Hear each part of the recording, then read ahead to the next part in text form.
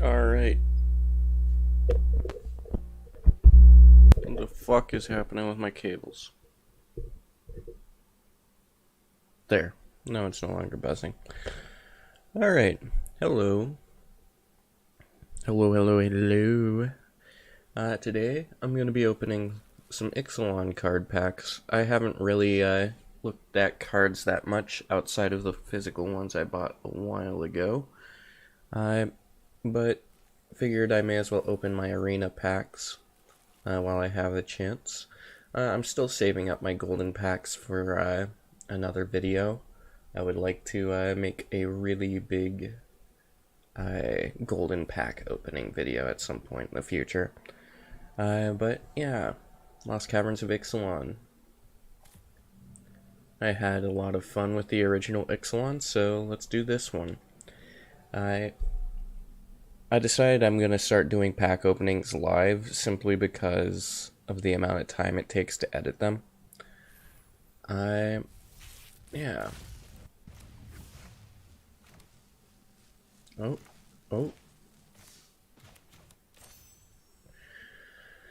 Is it just me, or has Arena been really buggy lately? Oh well. Let's see. Basking Capybara. Alright. Descend is a big thing in this set, so yeah. Sorcerer's Spyglass. I remember when that first came out. I think it was originally an Ixalan card, but they started reprinting it for different sets. And now it's no longer a pirate spyglass. It looks like now it's merfolk. Not allowed in historic brawl. Alright. I guess because they don't want you to target commanders. Echoing Deeps. Alright, so that's a cave that copies lands. And it makes the land otherwise a cave. That's pretty cool. Oh yeah, music. I was gonna start that. Since it's the Christmas season, let's get some Christmas music going. Where's my volume control? Too fucking loud. Volume. Alright.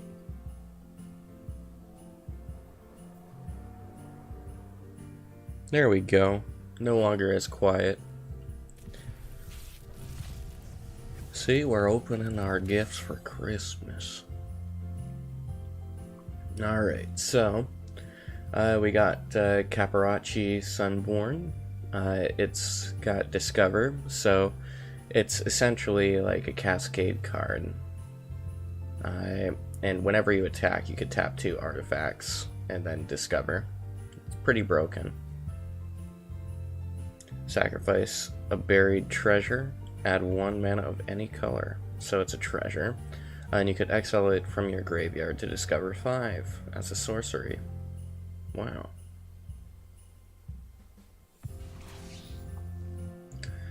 Restless Anchorage. Alright. Getting all the lands today, huh?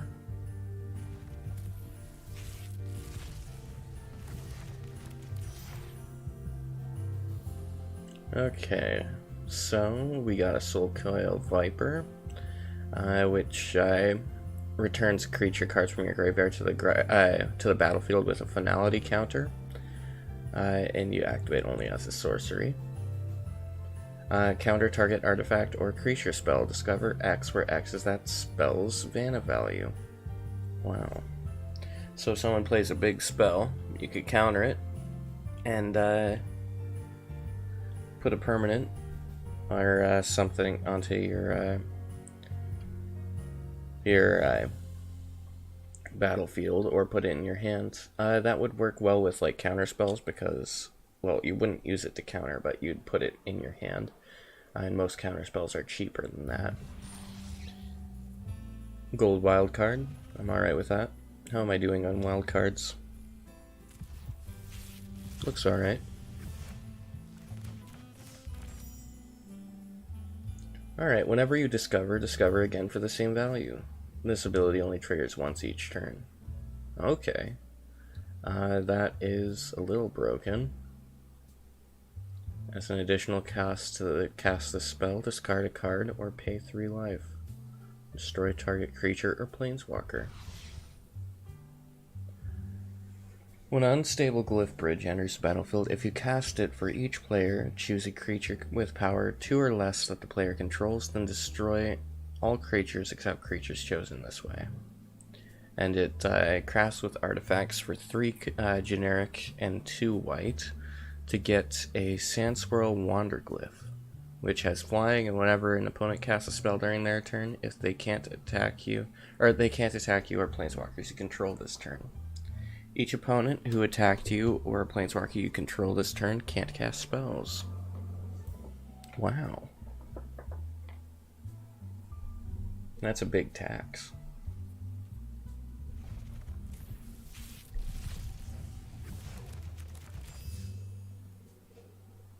Might of the Ancestors. At the beginning of combat on your turn, target creature gets +2 and +0 and gains vigilance until the end of turn. Alright. That's pretty good for like a deck for like samurais or something, where you're getting only one thing attacking. I suppose it's useful in other things as well, but that's just what I think. Belligerent Yearling. Whenever another dinosaur enters the battlefield under your control, you may have Belligerent Yearling's base power become equal to that creature's base power until the end of turn. So if you play like a Galta or something, it gets to be pretty big, but it still has 2 life. Terror Tide, Fathomless Descent. All creatures get -X/-X until the end of turn, where X is the number of permanent cards in your graveyard. Wow. So you could just board wipe now with this, but unlike the Meat Hook Massacre card, this would be only bigger if you have a bunch of creatures in your graveyard, which in a graveyard deck, that's not a problem.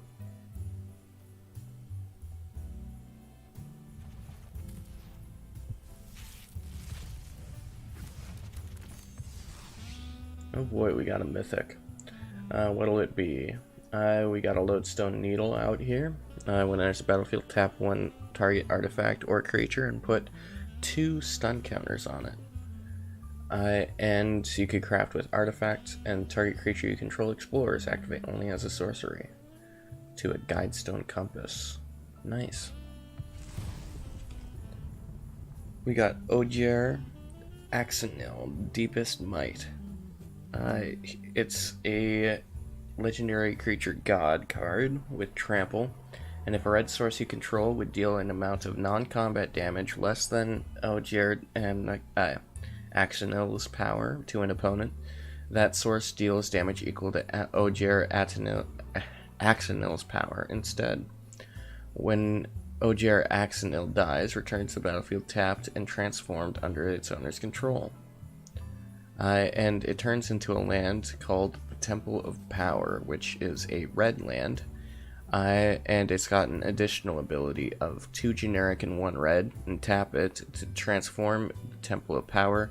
Activate only if red sources you control dealt 4 or more non-combat damage this turn, and only as a sorcery. So you could bring him back really cheap. Especially if you're playing like Commander or something. He'd be a pretty good commander for face damage type spells.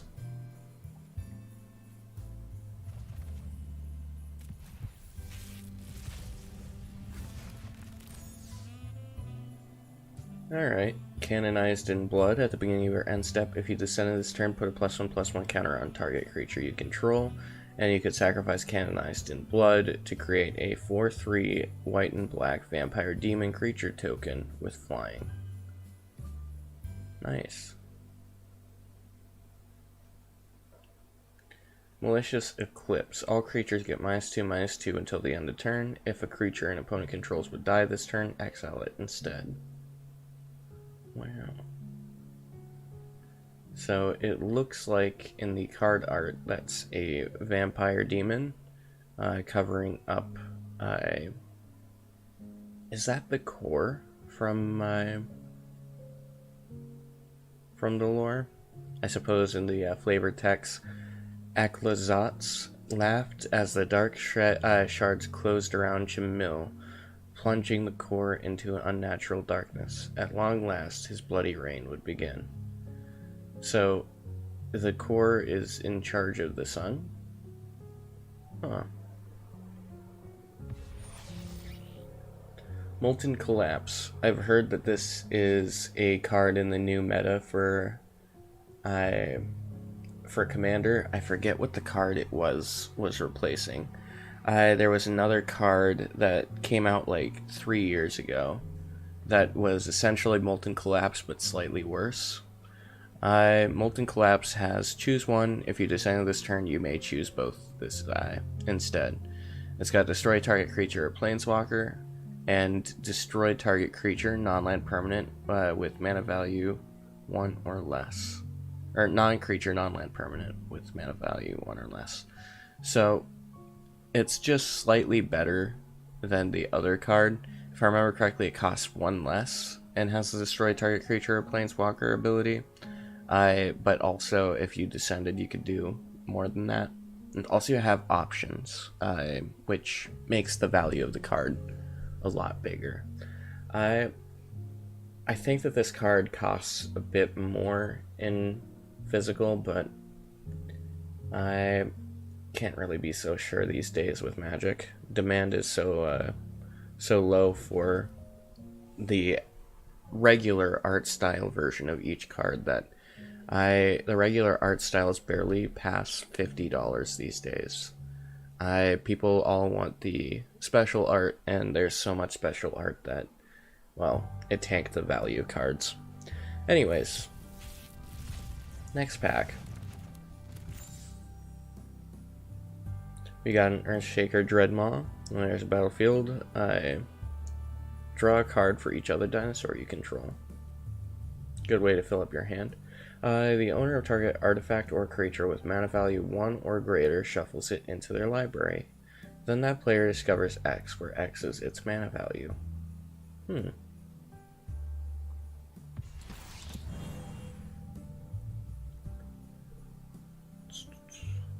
Intrepid Paleontologist.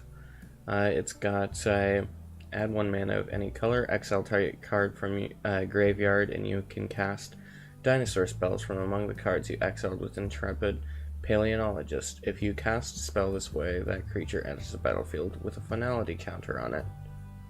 Huh. Alright. You could pull your commander from the graveyard with that, if you put the commander in the graveyard.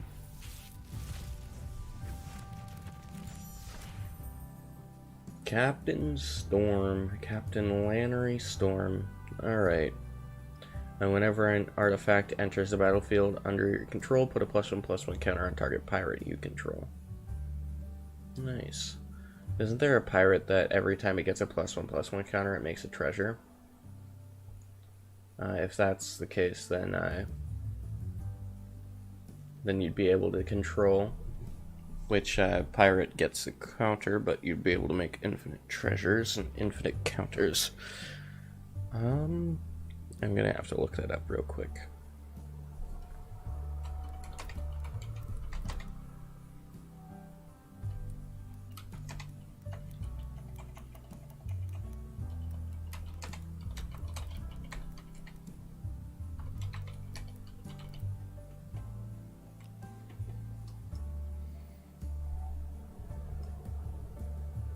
Let's see, pirate.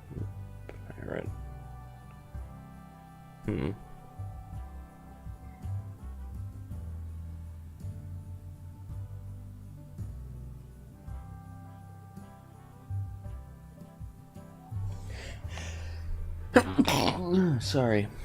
Oh my god.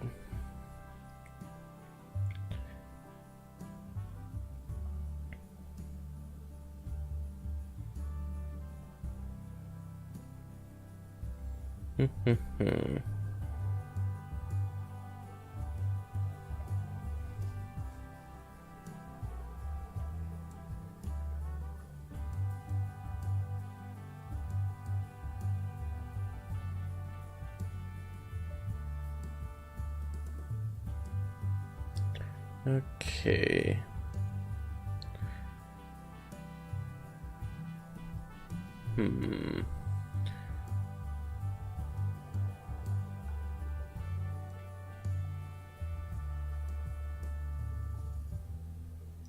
Why is it that things are never easy to search up?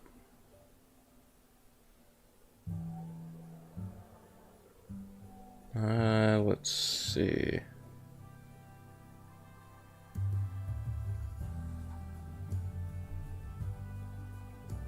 Whatever. I'll have to figure it out later.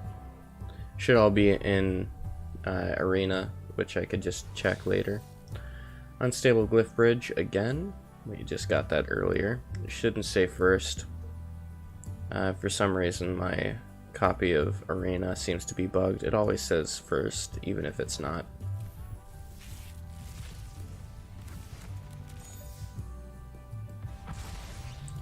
Hulking Raptor. At the beginning of your pre-combat main phase, add 2 green. Nice. So he just generates you some mana. Tendril of the Myco Tyrant. Nice. Put 7+1/+1 counters on target non-creature land you control. It becomes a 0/0 fungus with haste. It's still a land.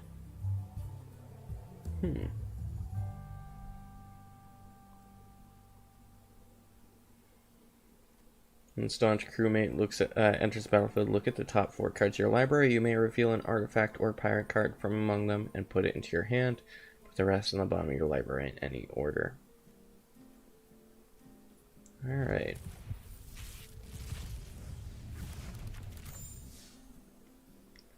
Ukenbach, the Great Mistake. Vigilance and Menace. It's got to send 8. For 4 generic, 1 blue and 1 black, return Ukenbach, the Great Mistake, from your graveyard to the battlefield with a finality counter on it. Activate only if there are 8 or more permanent cards in your graveyard, and only as a sorcery. Huh.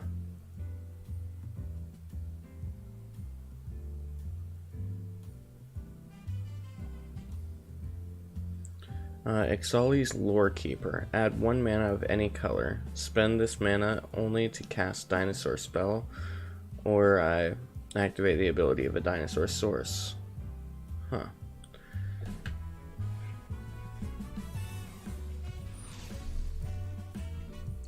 Poetic Ingenuity. Whenever 1 or more dinosaurs you control attack, create that many treasure tokens.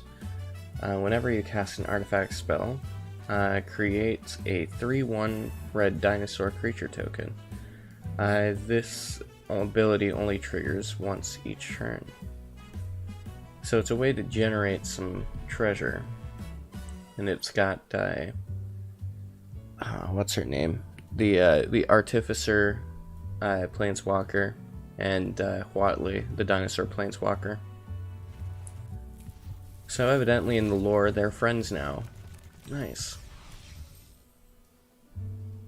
Synapse Necromage.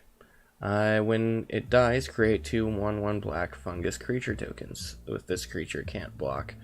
It's a good way to generate tokens in a sacrifice deck.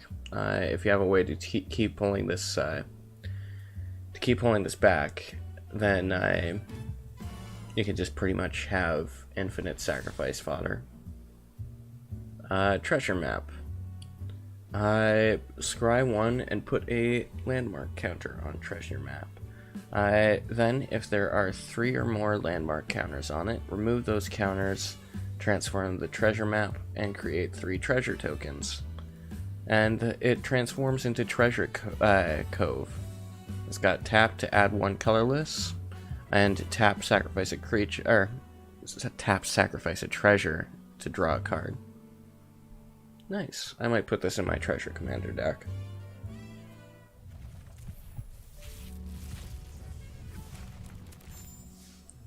Contested Game Ball. I made a joke about this in my physical pack opening video. But yeah, it's like the ball in Road to El Dorado. Then we got Scampering Surveyor. When there's a battlefield, look at the top card of your library. Search your library for a basic land card or cave card, actually. Put it on the battlefield, tap, then shuffle. So it's a way to just grab another land with value because you get your creature as well. But yeah, Contested Game Ball, I didn't really say what it does. Whenever you're dealt combat damage, the attacking player gains control of Contested Game Ball and then taps it. For 2 mana and tap, draw a card and put a point counter on Contested Game Ball. Then if it has 5 or more point counters on it, sacrifice it and create a treasure token. So it's like hot potato, but whoever has the potato at the end gets a little reward. Abuelo's Awakening. For X and 3 generic and 1 white, you could return target artifact or non-aura enchantment card from your graveyard to the battlefield with X additional +1/+1 counters on it. It's a 1/1 spirit creature with flying in addition to its other types. Good for an enchantment creature deck. I forget the name of the card, but there's a card that makes all enchantments into creatures, which had some broken infinite combo ability.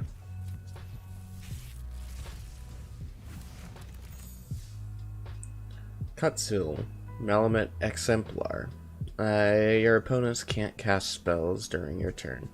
Whenever one or more creatures you control, each with power greater than its base power, deals combat damage to a player, draw a card. And then we got Chupacabra Echo, which has Fathomless Descent, and when it enters the battlefield, target creature an opponent controls gets -X/-X until the end of the turn, where X is the number of permanent cards in your graveyard. So, a lot of -X/-X in black in this set, which is a little more broken than Destroy because it also damages things with Indestructible. It's good to have a way to get rid of Indestructible cards. Another Abuelo's Awakening. On to the next one.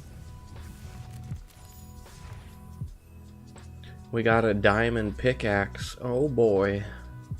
We're gonna go mine some diamonds and some obsidian. It's got Indestructible. Unrealistic. Bad card. 0 out of 10. Whenever a creature gets +1/+1 and has... equipped creature gets +1/+1 and has... Whenever this creature attacks, create a treasure token.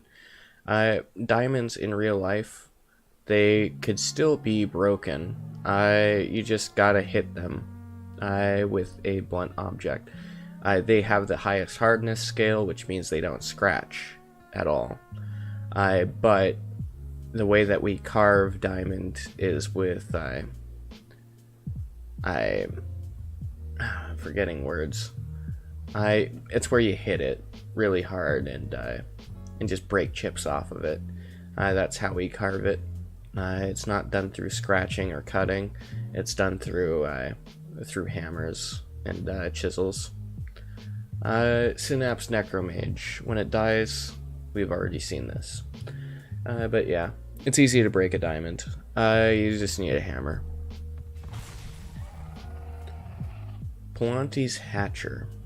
Other dinosaurs you control have haste. When Palanti's Hatcher enters the battlefield, create 2 0/1 green dinosaur creature tokens. At the beginning of combat on your turn, if you control 1 or more eggs, sacrifice an egg, then create a 3/3 dinosaur creature token. So you could just get a bunch of eggs and just keep hatching them. The dinosaurs. I got a token card that is just flipped between dinosaur egg and dinosaur. So that's the card it goes with.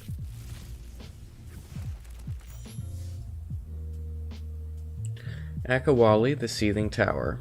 It's got Descend 4 and Descend 8. With Descend 4, as long as there are 4 more permanent cards in your graveyard, it gets +2 and +2 and has Trample, and as long as there's 8 or more permanent cards in your graveyard, it gets an additional +2/+2 and can't be blocked by more than one creature.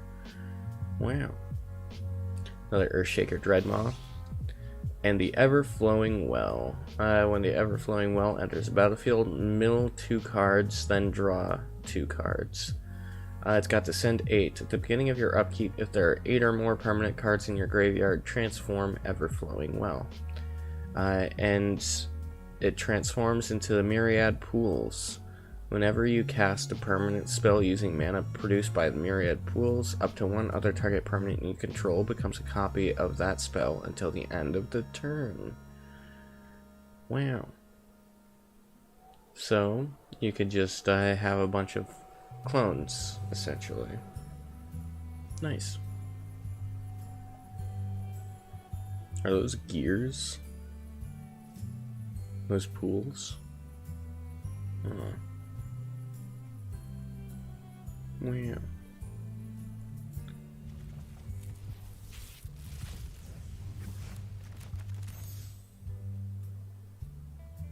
Master's Guide Mural. When Master's Guide Mural enters the battlefield, create a 4/4 white and blue golem artifact creature token. It's got craft with artifact, 4 colorless, 2 white and 1 blue, and it turns into Master's Manufactory. It's got tap to create a 4/4 white and blue golem creature token. Activate only if Master's Manufactory or another artifact entered the battlefield under your control this turn. Nice.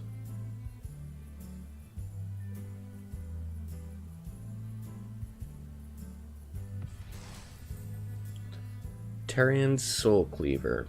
It's got equipped creature, has vigilance, and whenever an artifact or creature is put to the graveyard from the battlefield, put a +1/+1 counter on an equipped creature. Tarian's Holy Weapon still holds a fragment of his power and his hunger. Wow. Equip 2.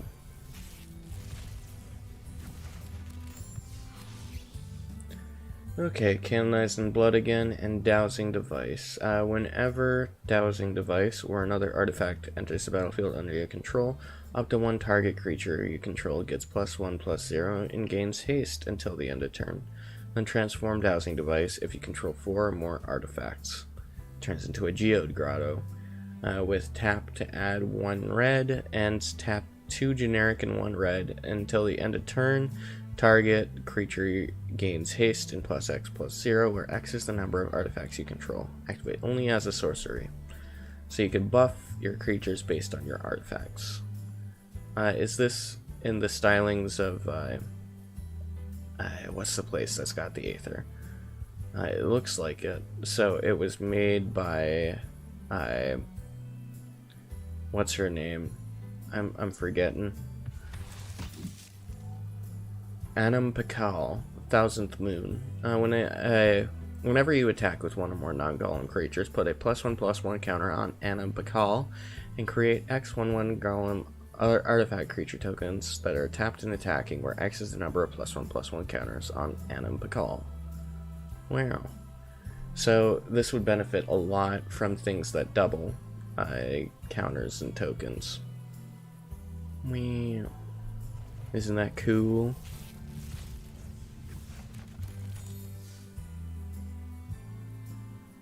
Jade Seed Stones. When Jade Seed Stones enters the battlefield, distribute 3 +1/+1 counters among 1, 2, or 3 target creatures you control. And eaten by piranhas. It's got Flash and Enchant Creature. Enchanted creature loses all abilities and is a black skeleton creature with base power and toughness of 1 and 1. Loses all other card types and creature types. It is ill-advised to swim where even the rivered heralds do not. Is that a pirate or a Justicar? I think with the Black Rose little signia The sigil, that implies it must be a Justicar. One of the Inquisition. The Belligerent. It's a legendary artifact vehicle, and whenever it attacks, create a treasure token. Until end of turn, you may look at the top card of your library at any time, and you may play lands and cast spells from the top card of your library. It's got crew of 3.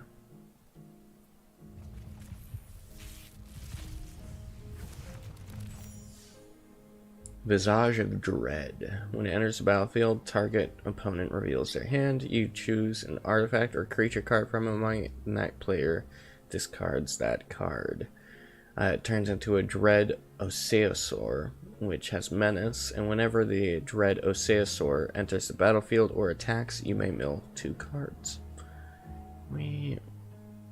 That way you could fill up your graveyard for a Gravelove deck. Starving Revenant. When Starving Revenant enters the battlefield, surveil 2. Then for each card you put in the top of your library, you draw a card and lose 3 life. It's got Descend 8, and whenever you draw a card, if there are 8 or more permanent cards in your graveyard, target opponent loses 1 life and you gain 1 life.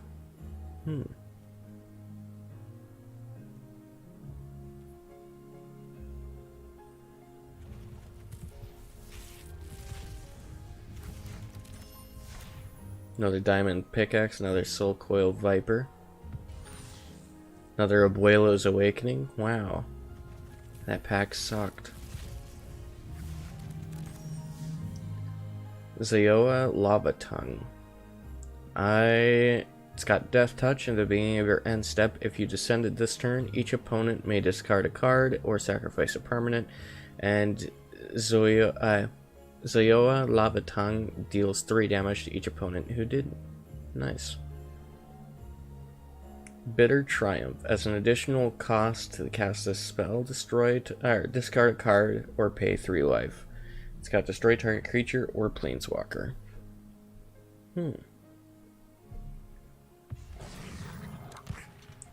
Breaches. Eager Pillager. First strike. Whenever a pirate you control attacks, choose one that hasn't been chosen this turn. Create a treasure token. Target creature can't block this turn. And exile a top card of your library. You may play it this turn. Nice. So it looks like he's taking the treasure from the top of the podium. And it's going to start like some sort of trap, you know? Pretty cool.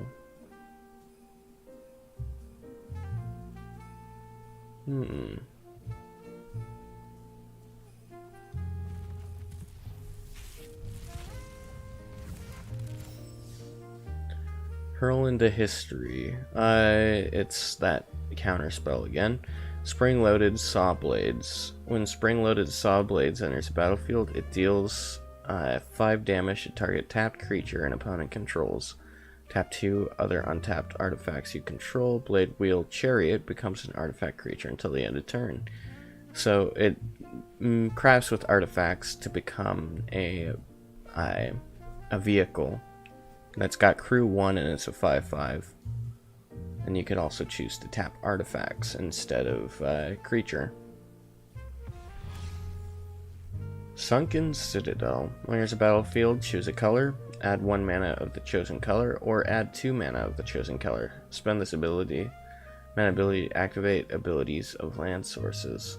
So the Sunken Citadel is good for other land abilities,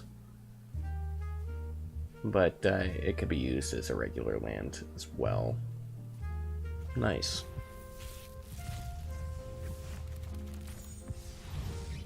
Another mythic counter. Another Caparocci Sunborn, and another Scampering Surveyor. And we got a Fabrication Foundry. It's a white artifact with tap to add 1 white. Spend this mana only to cast an artifact spell or activate the ability of a mana source, or of an artifact source. It's got 2 generic and 1 white and tap to exile 1 or more other artifacts you control with mana value X. Return target artifact you control with mana value X or less from your graveyard to the battlefield. Activate only as a sorcery. So you could use other artifacts to bring artifacts back if you got one that you prefer in your graveyard.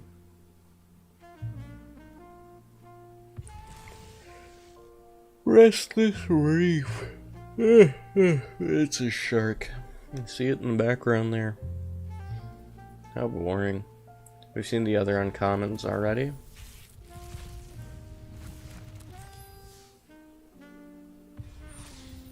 Cosmium Confluence. Choose 3. You may choose the same mode more than once. Search your library for a cave card and put it into the battlefield. Tap, then shuffle. And then it's got put 3+1/+1 counters on a cave you control. It becomes a 0/0 elemental creature with haste. It's still a land. And it also has destroy target enchantment. Nice. Confounding Riddle. Choose one. Look at the top 4 cards of your library, put one of them to your hand, and the rest in your graveyard. And it's got counter target spell unless it's a controller. Pays 4.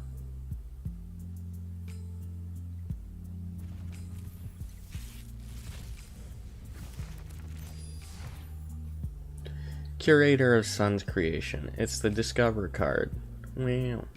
Another staunch crewmate as well. Sentinel of the Nameless City. It's got Vigilance, and whenever it attacks or enters the battlefield or attacks, create a map token. And map tokens sacrifice this artifact, and target creature you control explores. Activate only as a sorcery. I wish map tokens would generate a singular treasure as an ability as well, but that's just me wishing that it would do something it doesn't, because the flavor. Hoverstone Pilgrim. It's got 2 colorless. Put target card from your graveyard on the bottom of its owner's library. It's a good way to bring your cards back into your graveyard, or well, into your library from the graveyard. It's got 5 mana cost though. And we got a mythic token. Nice. Another mythic. Hermetic Nautilus. It's got Vigilance, and for 2 mana, 1 is generic and 1 is blue. Hermetic Nautilus gets +3/-3 until the end of turn. So it swaps its power and toughness. Nice. And another mythic token. No flavor. Another mythic. Let's see. Is it going to be another token? Pit of Offerings. When it enters the battlefield, it enters tapped. When it enters the battlefield, exile up to 3 target cards from graveyards. And you could tap to add 1 colorless, and tap to add 1 mana of any of the exile cards' colors. Another Hermetic Nautilus. Then we got the Micro Tyrant.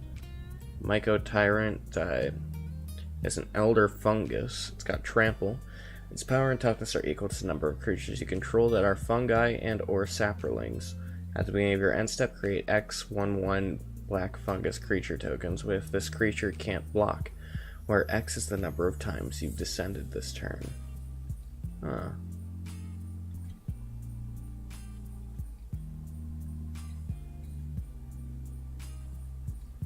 Wow. That's pretty cool. Alright.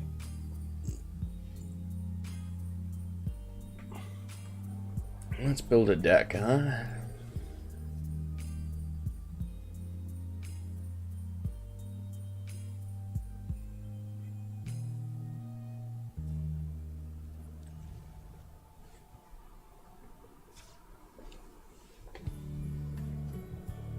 Okay, so what we're looking for would be,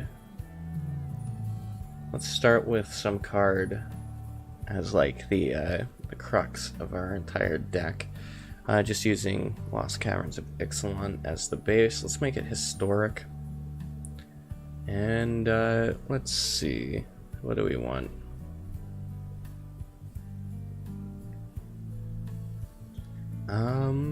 We could do the Myco Tyrant, but I want to do a different thing.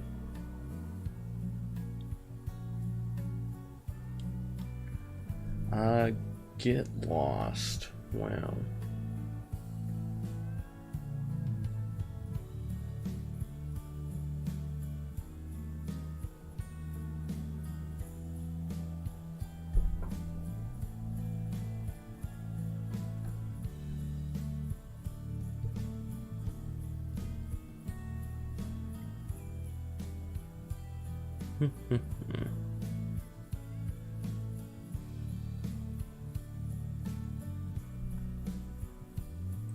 Whenever it attacks, each opponent discards a card. Each opponent who can't, you draw a card. Whenever an opponent discards a land card, create a 1/1 black bat flying creature token. And when it dies, return it to the battlefield tapped and transformed under its owner's control.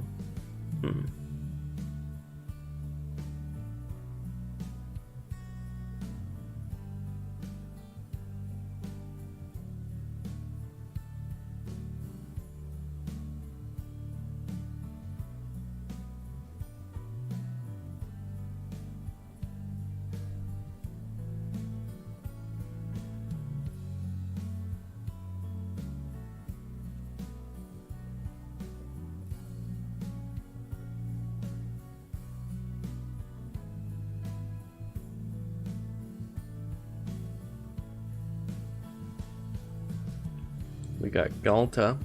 I got a copy of Galta in real life. That was pretty cool.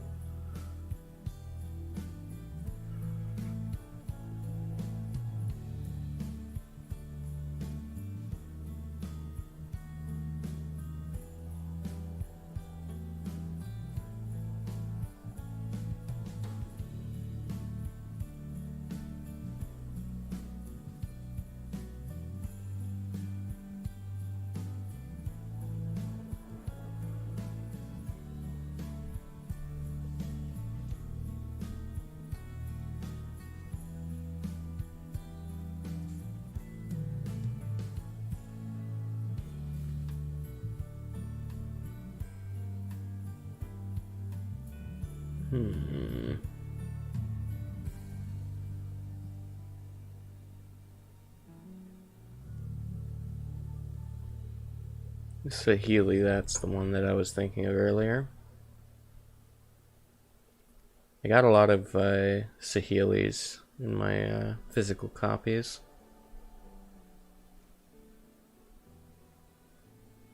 Another Gishoth. I've already got Gishoth, but an older version.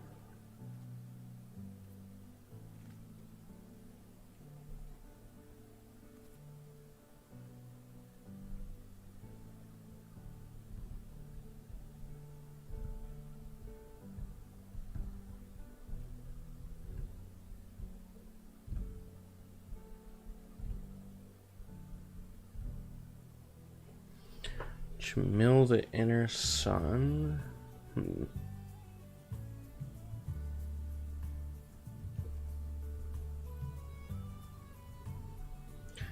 Maybe a tap untap deck. I might go for that because it sounds fun. Let's go with 2 Millennium counters. And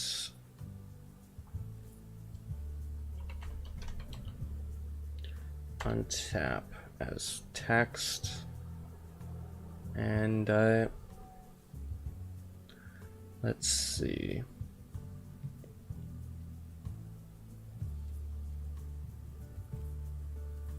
Remove the limits of that and that. There we go. And let's start in artifacts. Let's do 2 Manifold Keys, and let's see.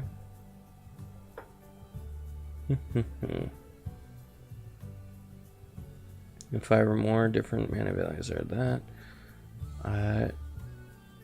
Untap Azor's Gateway, transform it. Okay. That doesn't quite fit.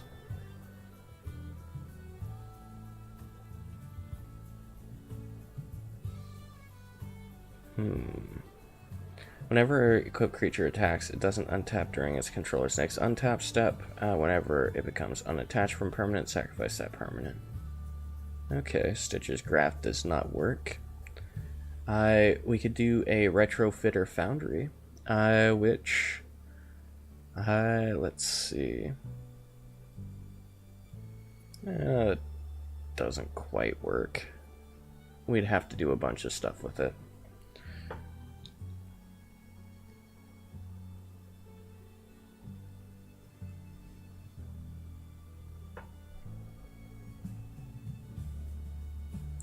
Mesmeric Orb, just completely mill ourselves out. Whenever you untap one or more permanents during your untap step, you may put that many time counters on this. Though it might be just fun to have Mesmeric Orb, just as like a meme. The Mesmeric Orb alternate art is also mythic. Okay.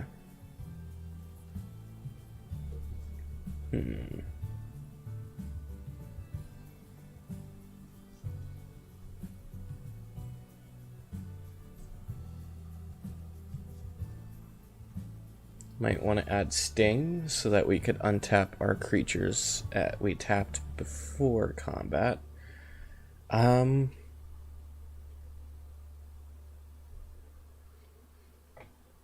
Let's see.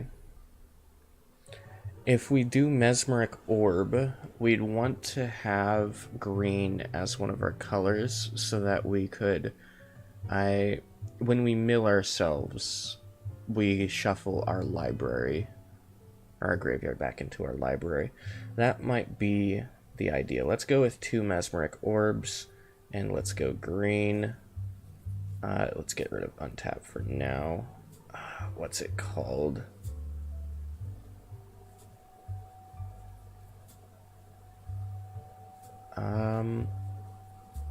What limits do we have set? Let's see. Collected and not collected. Remove colorless.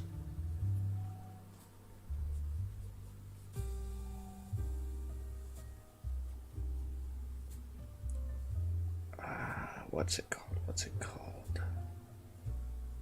Let's look up instants, because instants and sorceries, because I know it falls under that. Make it a little easier to go through all this.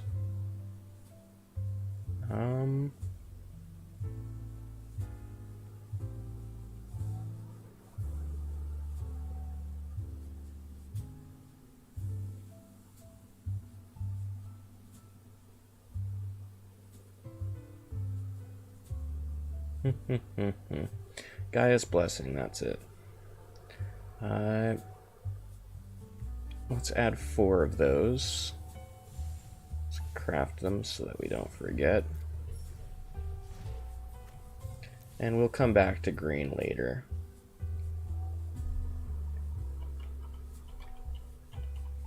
Go back and untap again. And to get rid of instant sorcery.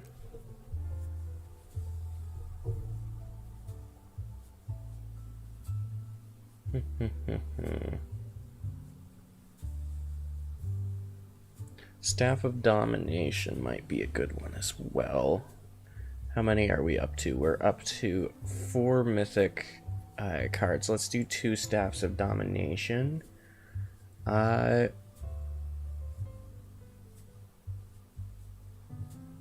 see.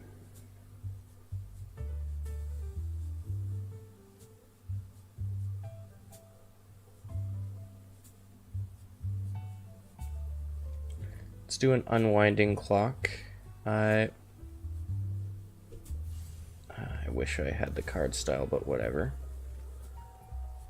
Because the card style looks cool. Let's do 2 Unwinding Clocks and 2 Paradox Engines. That way we could more reliably get it. Let's do some fabled passages as our way of searching for land.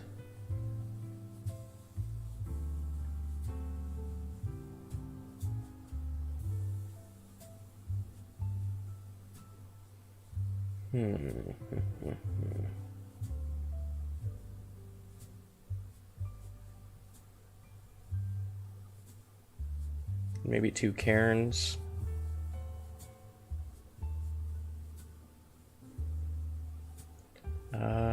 Let's see.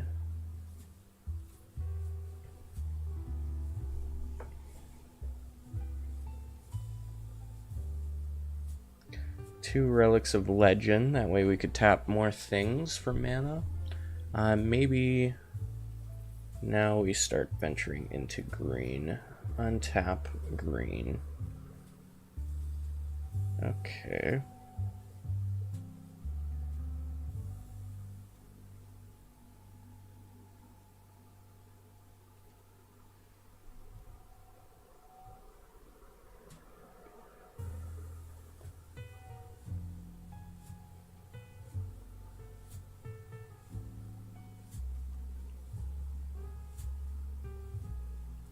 Maybe we could go with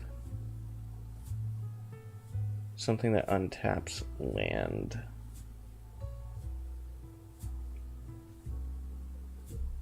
We got lots of common cards, so wouldn't be hard.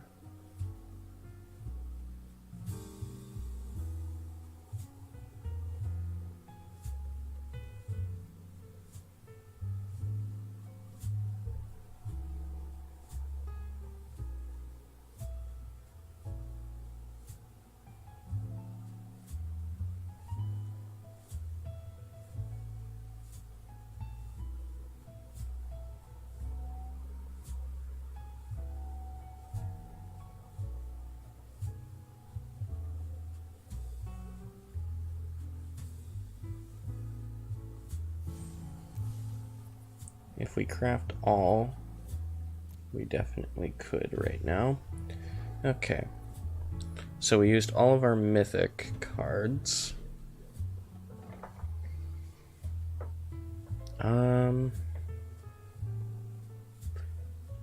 Do we have anything to tap to gain life?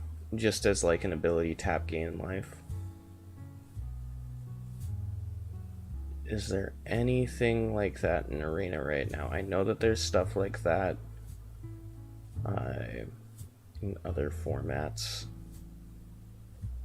Let's see.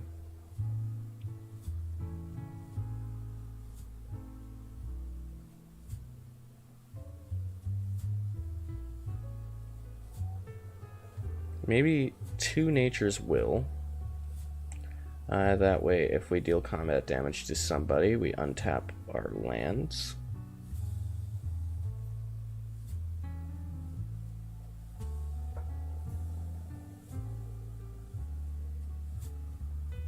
Maybe 4 Cacophodons. That might be pretty fun. Because they, when they're dealt damage, they untap permanents. Let's craft the Nature's Wills.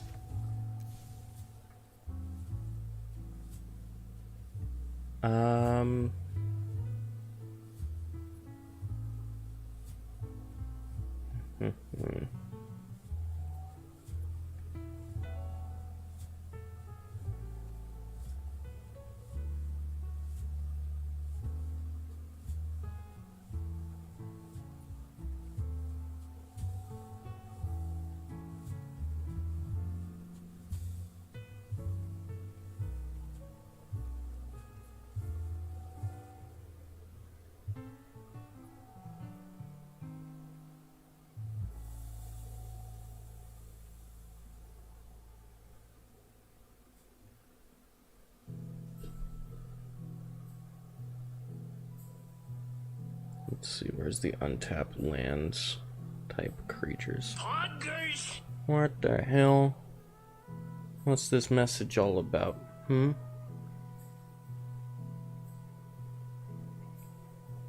What even messaged me?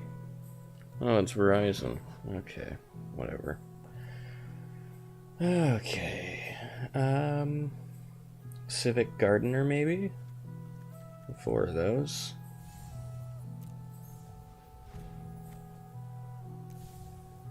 And we got one more slot. Where are we gonna put in it? Let's remove untap from this.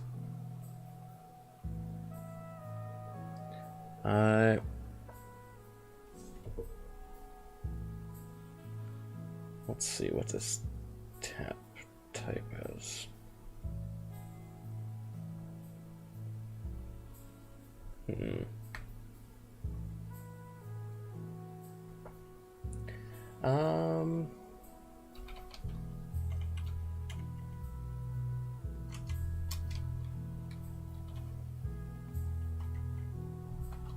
Deals 1 damage.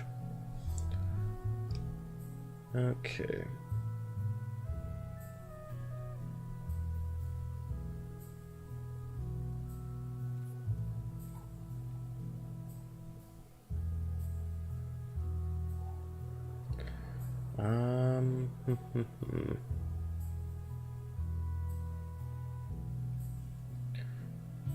Sorcerer's Wand.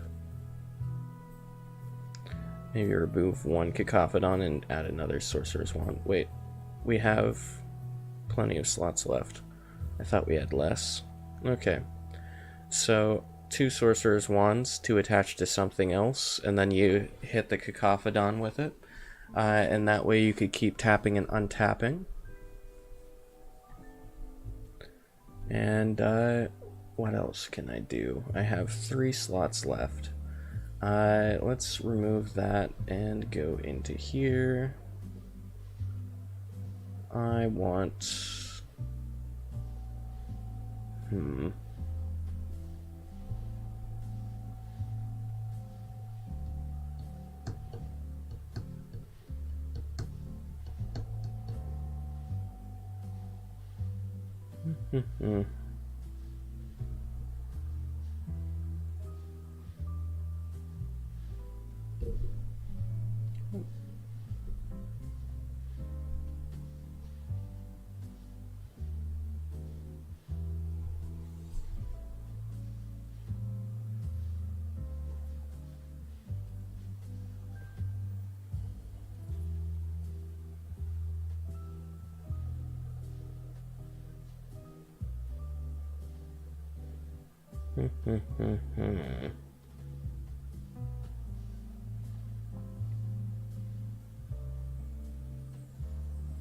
I want some mana rocks, preferably.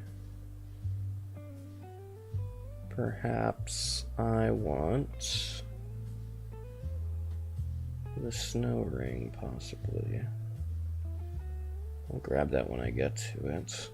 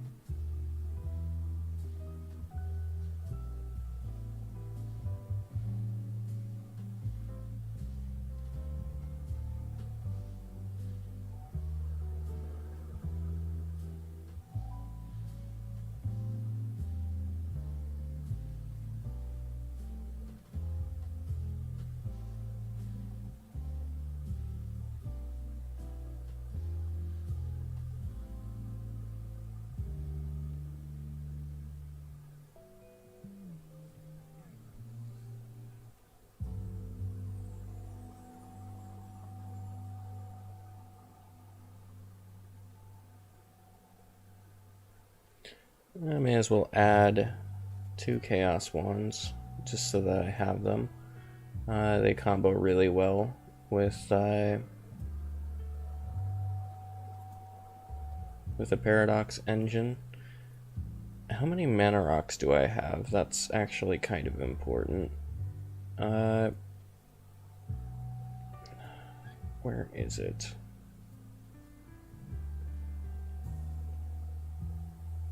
You know what? Palladium Mirrors. I'm going one over, but, you know, it should be fine. Just one over. I'm not going to go too crazy. Maybe two? Two of these.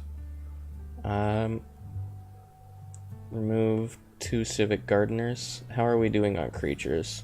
We have 8 creatures. 23 artifacts. A bunch of lands. Okay. So, in a 60 card deck, 8 creatures is a 1 in about 4?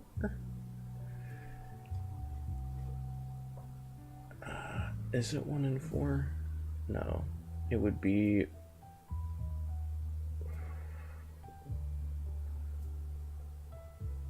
one in 7 or 1 in 8 chance of drawing a creature.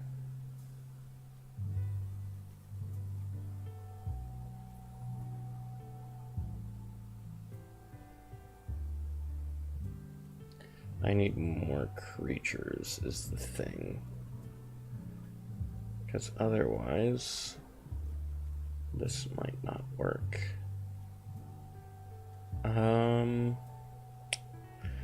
Maybe a creature engine of some sort.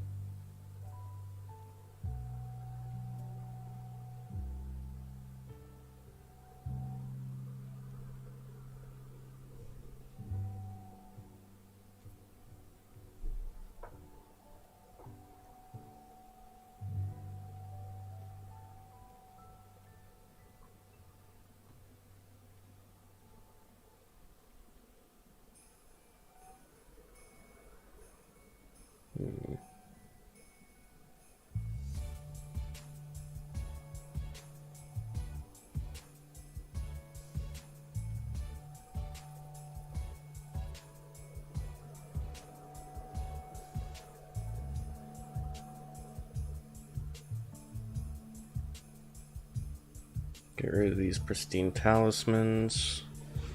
Let's go back to get some creatures.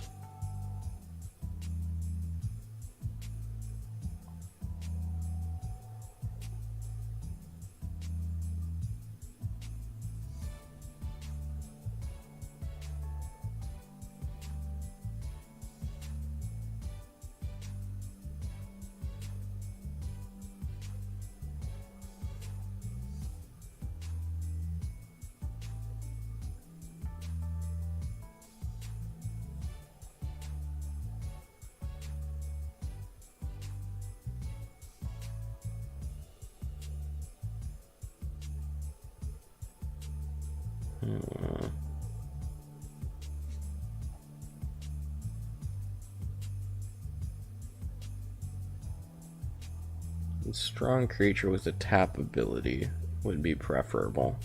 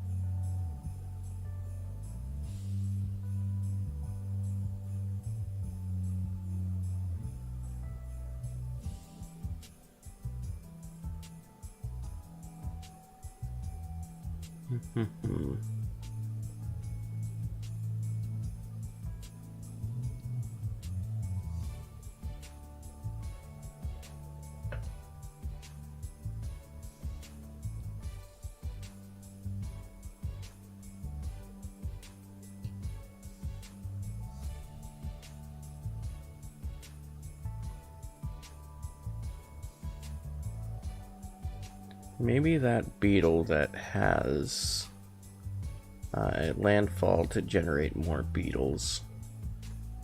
Just so that you have creatures, you know?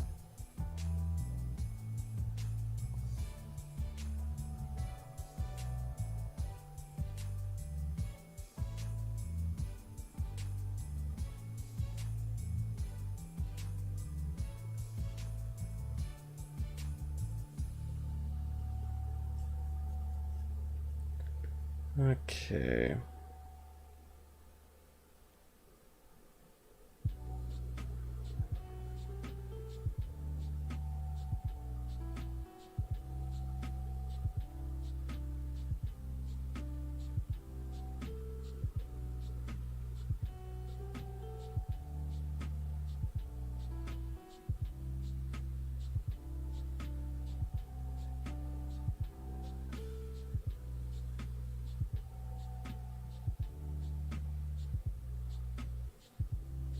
I could try doing a lurking roper, but that would require I gain life.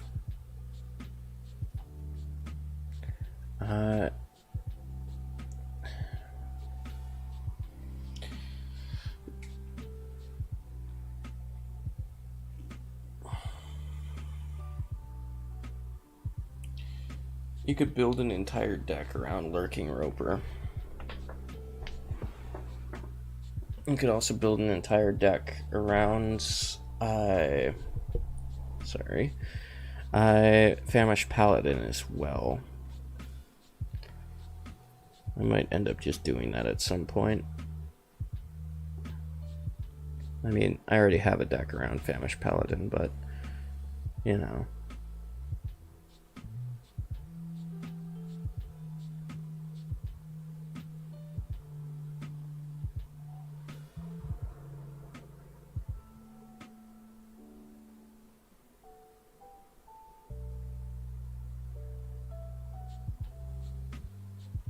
Scoot Swarm. Get one of those. Just to have it.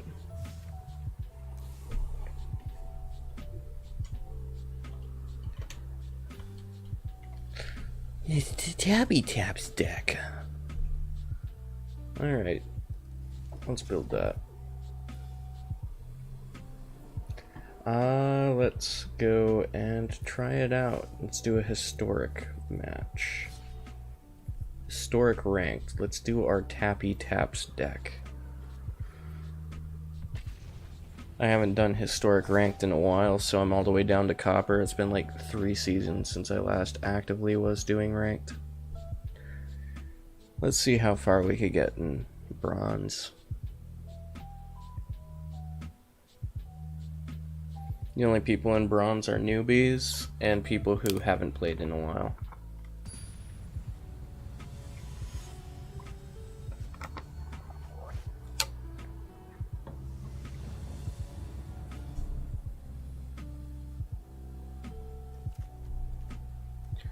Okay, we got...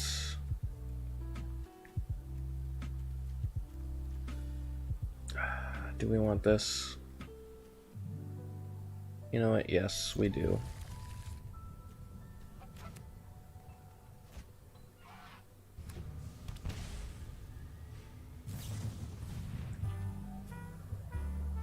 Okay, they're doing a red and blue spells. Alright. Manifold Key.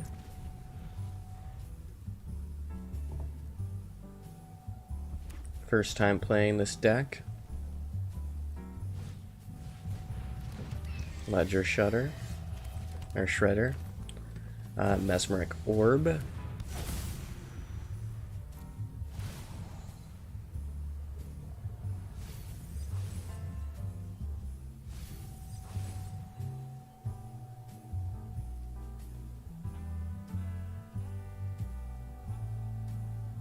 Since they're playing red and blue, I could very easily Chaos Wand them.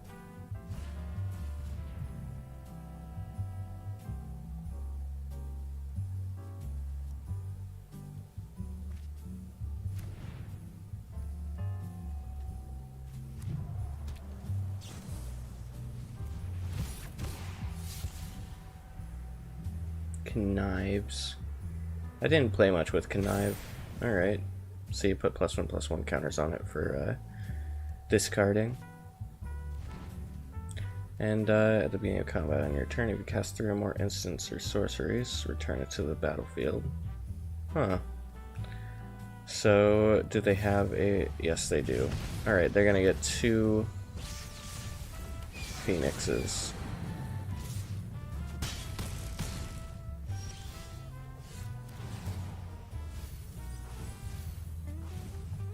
Hit my Millennium counter.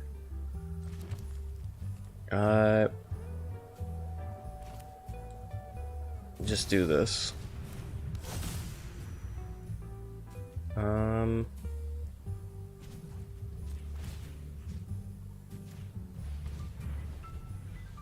Done.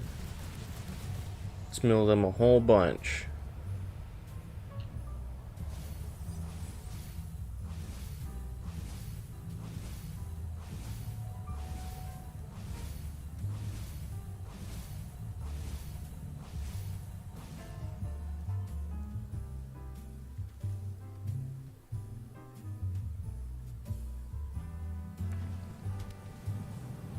I mean, you could just say that this is a bad matchup for the first run.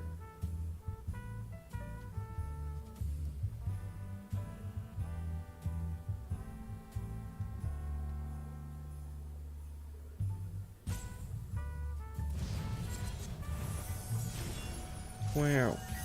Thank you.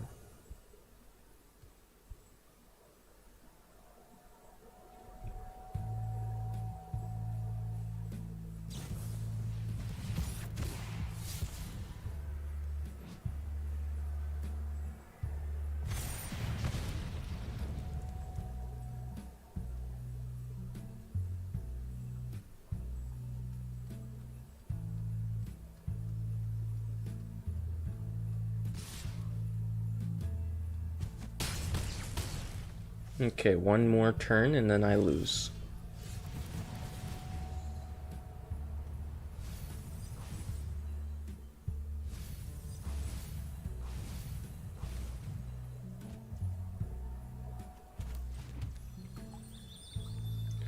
Okay, activate ability.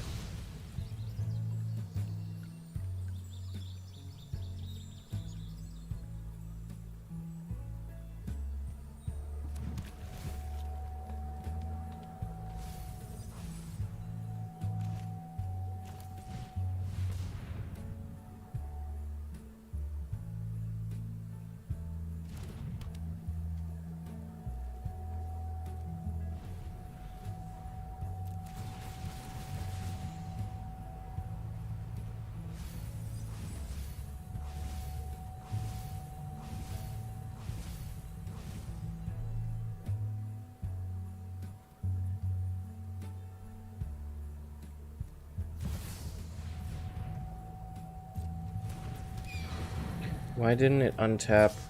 Oh, it's only artifacts, not lands. Okay, whatever.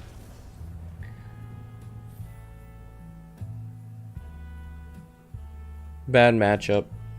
Really bad matchup for the first one. Red and blue's too fast-paced. Though I suppose I wasn't playing fast-paced at all. I was playing actually really slow. I'd need to have like a Cacophodon or something in my first hand. Trying to think of ways that this deck could work. Yeah, sure.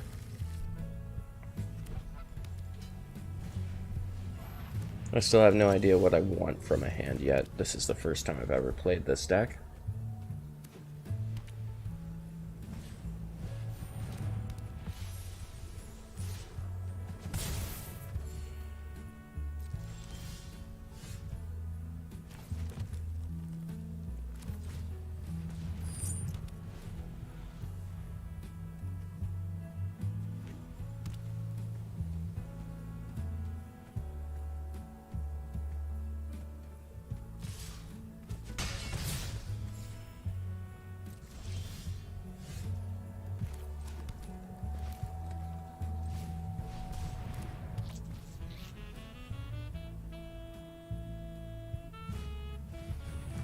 So I'm playing against Angels.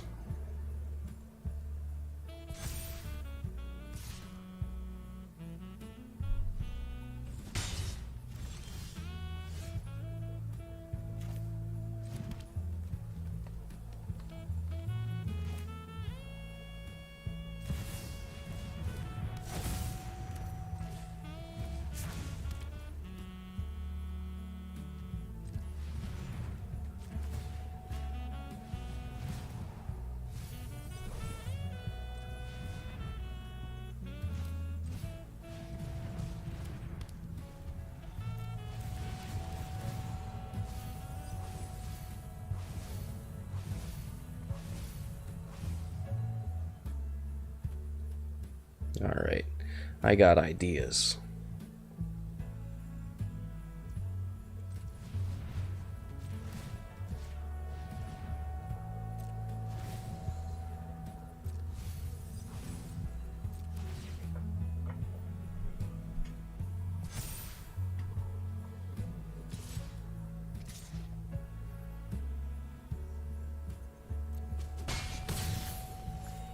My turn.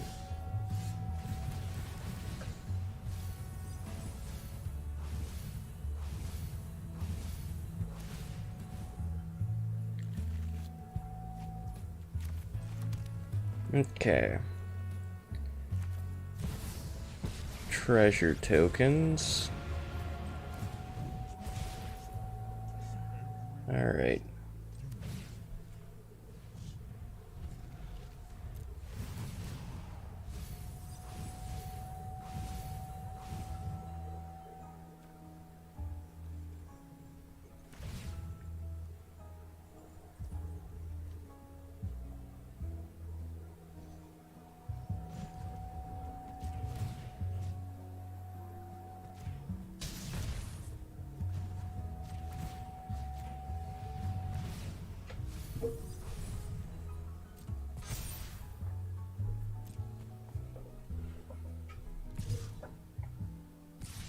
Go ahead. Okay. I don't care. I got all I wanted from him.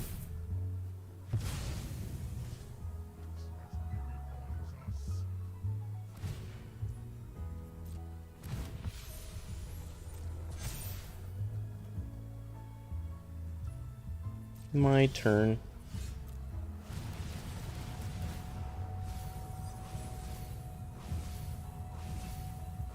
So what I'm getting is I want to have the calendar in my graveyard from the beginning. Alright.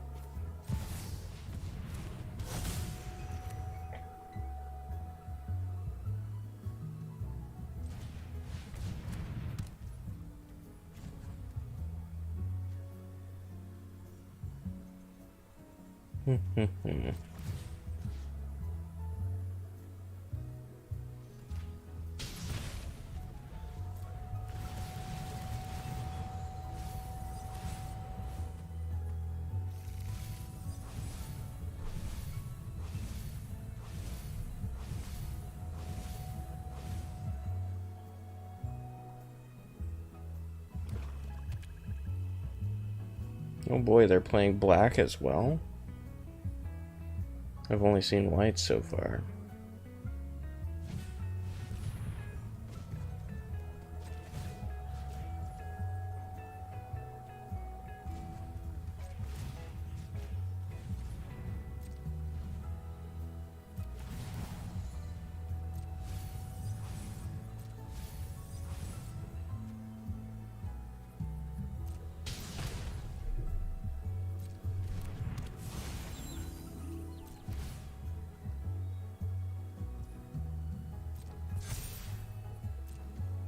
Well, I'm dead.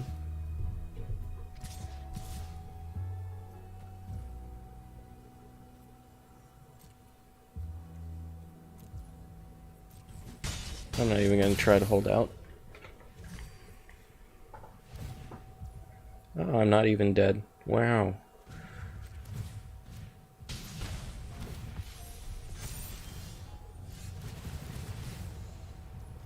Oh, I am dead. Okay.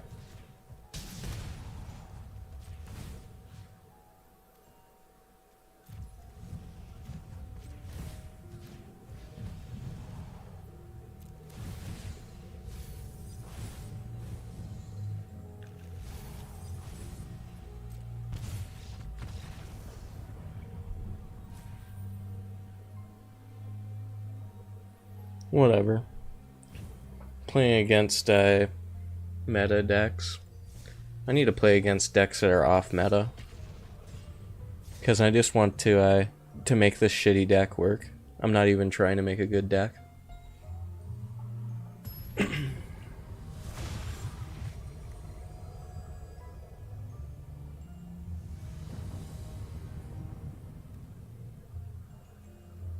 Okay, what I need to do is mulligan. Alright, keep. I am sending this card back. Oh, there we go. And to get the Millennium Calendar.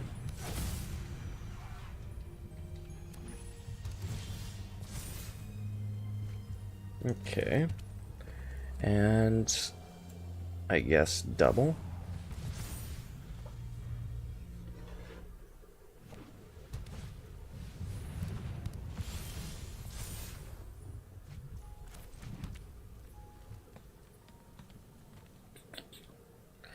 Okay, double again.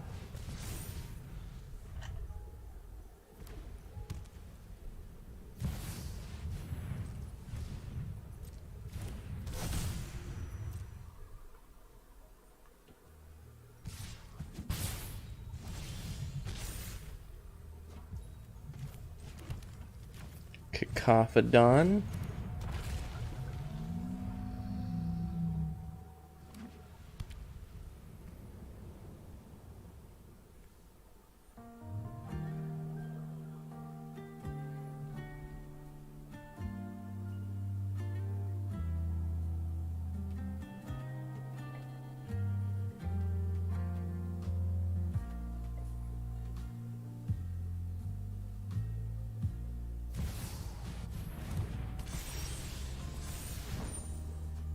Oh boy, another Cacophodon, but we won't do that yet.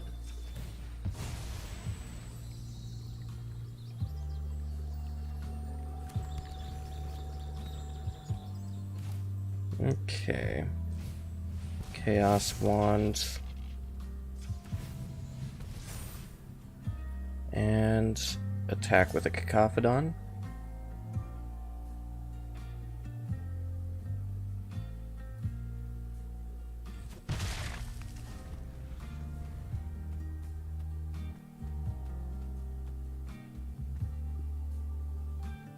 And it could currently do 8 damage to me.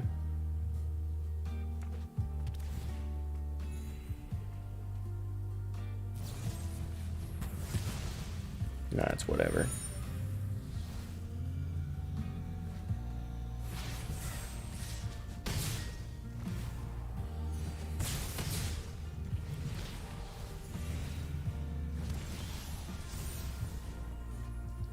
Alright, so I need to... No, not Gaius Bessing. I need... Do they have a board wipe?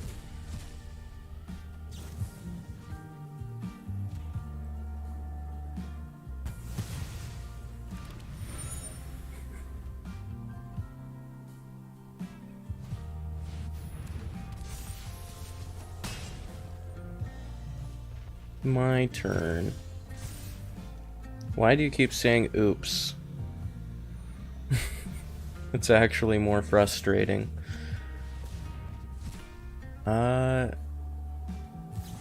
Exile target creature power 4 or greater.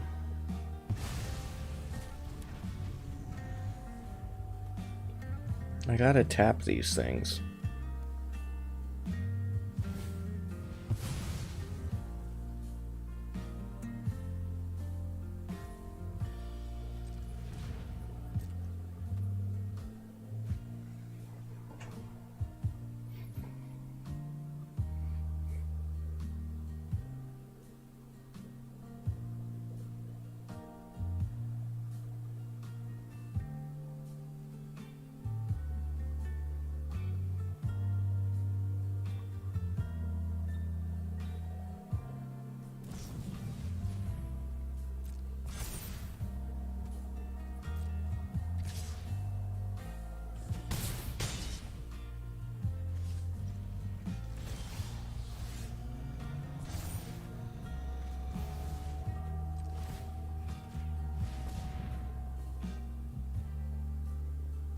Why have I drawn 3 of my Gaia's Blessings?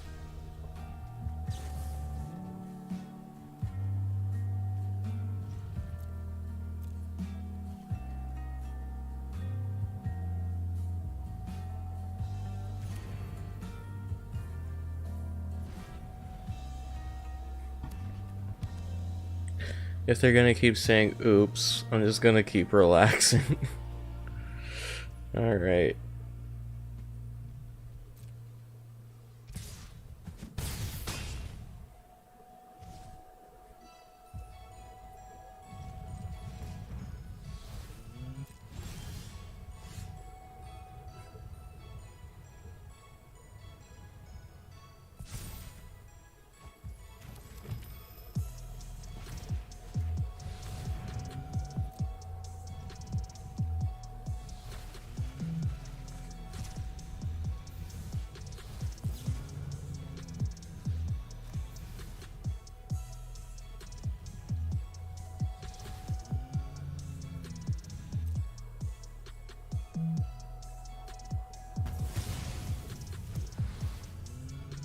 Okay. Wow, this person's insufferable.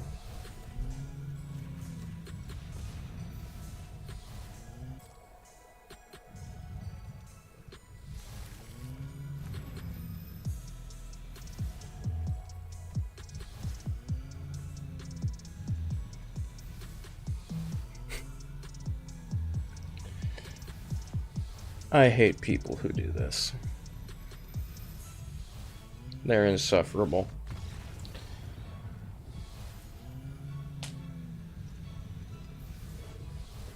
I just wanted to do my funny deck. I almost got it.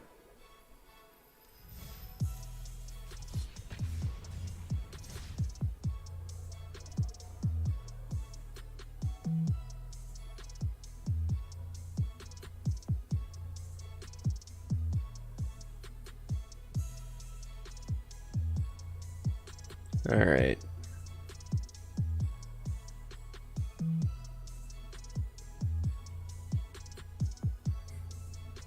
If I was playing literally any other deck, I would have trashed that opponent, because that opponent wasn't playing very well, all things considered. Okay.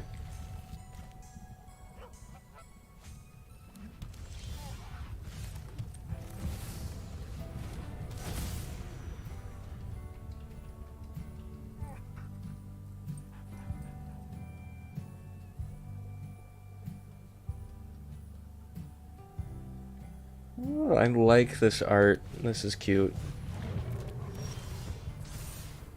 I like cute art. Okay.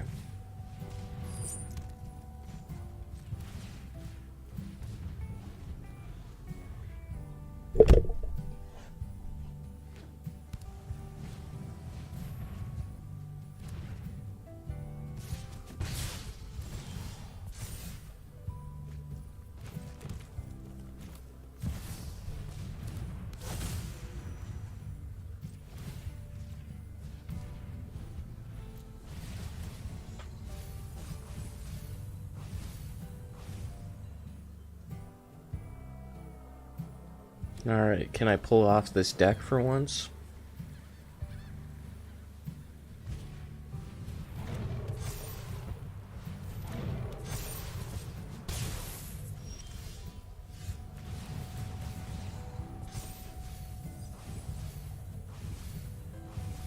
Ah, I hit my Paradox Engine. Oh well. Unwinding Clock. Maybe?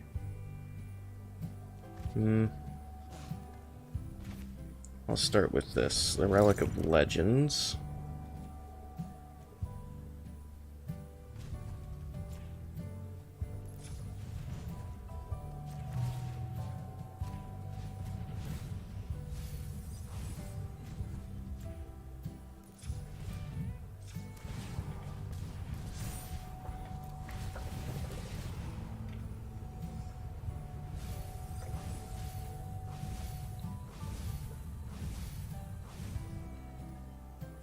What are they running? Out of the dawn sky. Oh boy, I'm already gonna lose.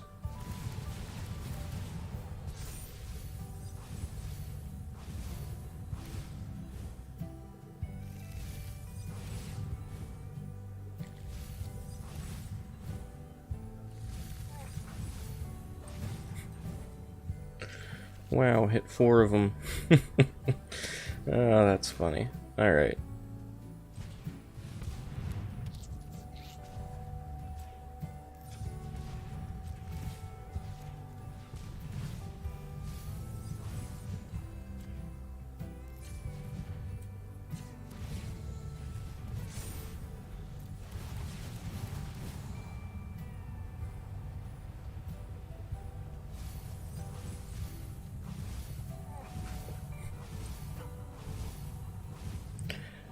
This deck doesn't really have anything it could do against flying. Best case scenario, I would have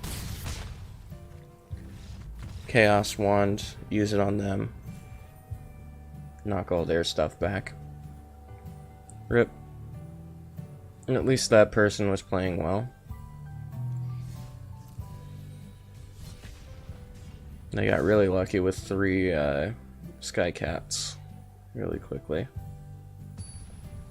I just need to play against one really shitty player so I could get my combo off in this very bad deck.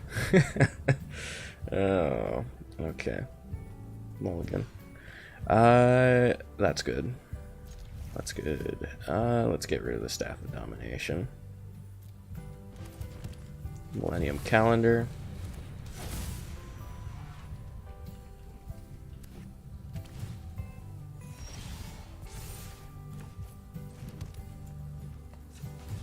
Activate Millennium Calendar.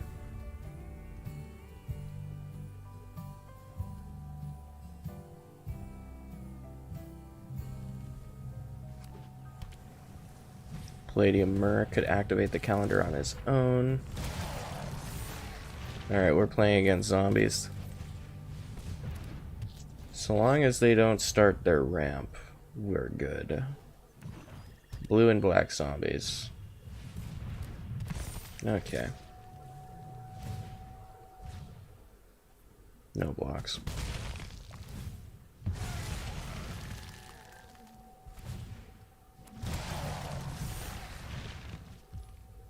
Okay, so what we want to do... Chaos Wand. Next, no attacks, and turn. To get Jadar to stay away from me.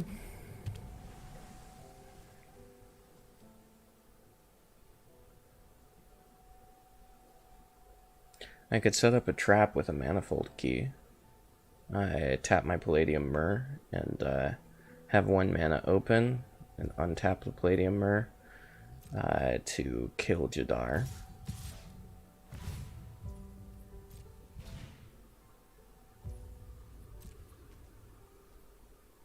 Nah, no blockers.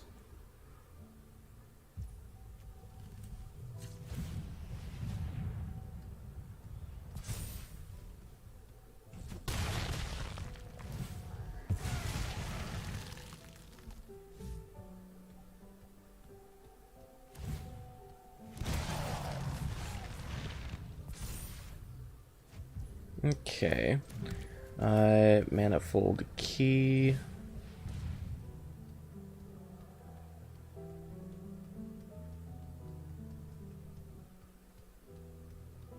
Are they running counter spells? What's the holdup?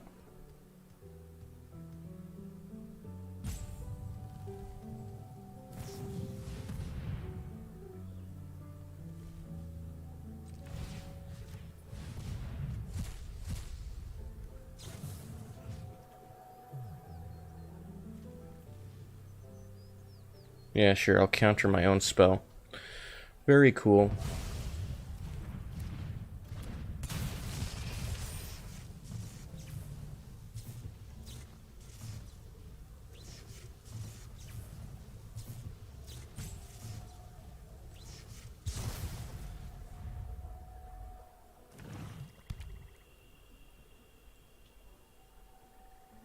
They have 10 damage.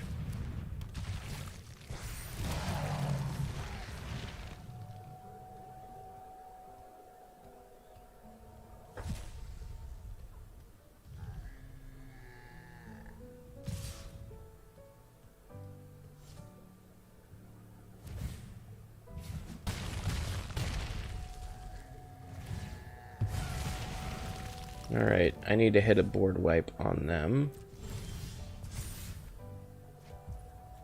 Okay.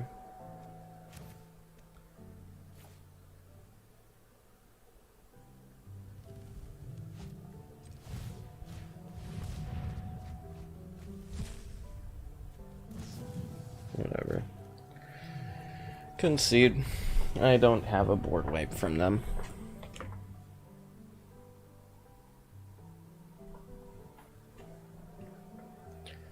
Zero for 4 right now on this new deck I made. Not very good, but that's fine. This deck is just for fun.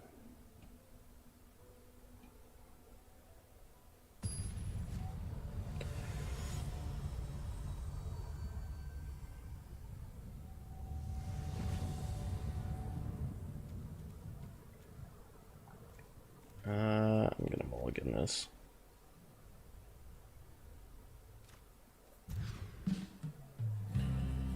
Yeah, sure. Get rid of a Cacophodon.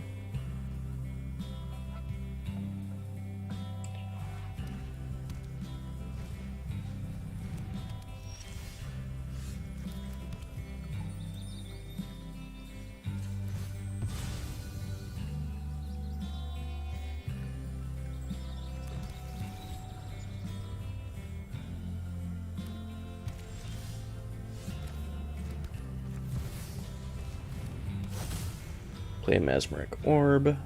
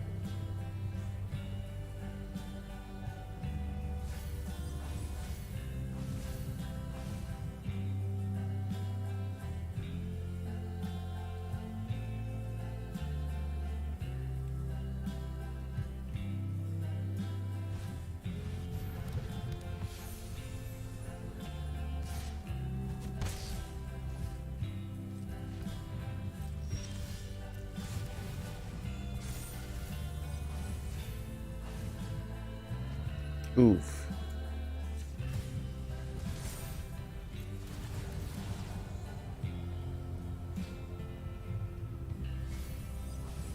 I hit my land.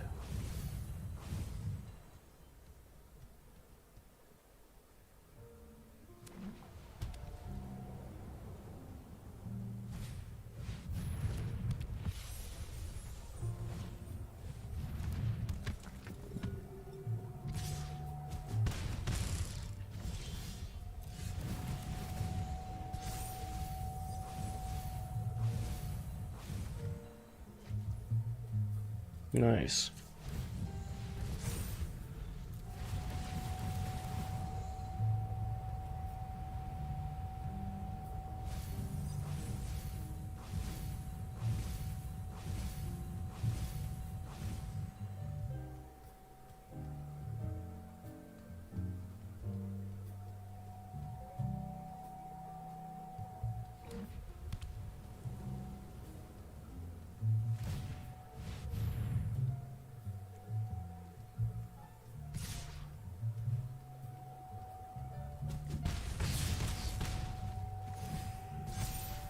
Oh boy, I'm dead next turn.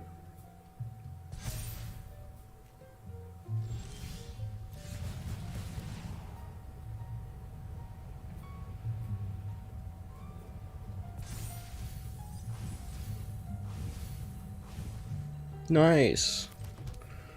Woo, time to celebrate. Yeah. We got it.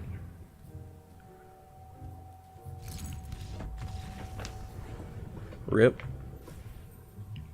There's no way I could have survived the next turn. I was mana locked.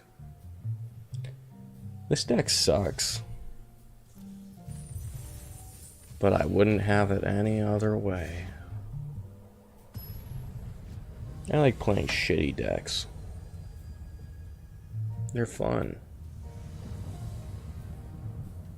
Alright.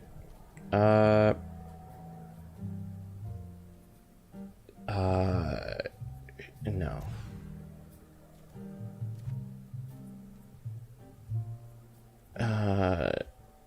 Okay, whatever. Put him back.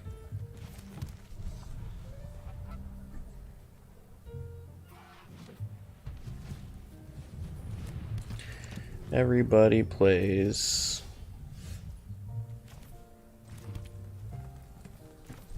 white life gain.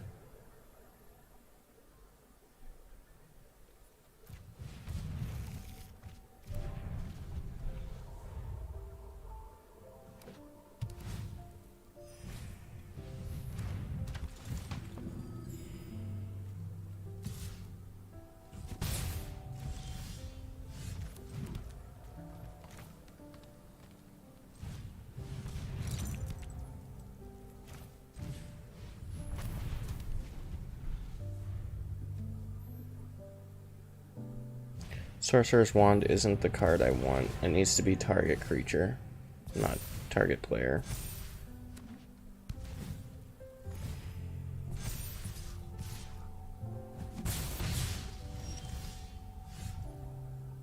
Oh well.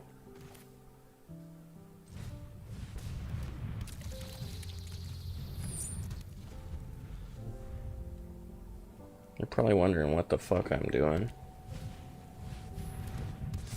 I'm gonna lose because they have a Voice of the Blessed. You know what, whatever. I'm not lasting another turn.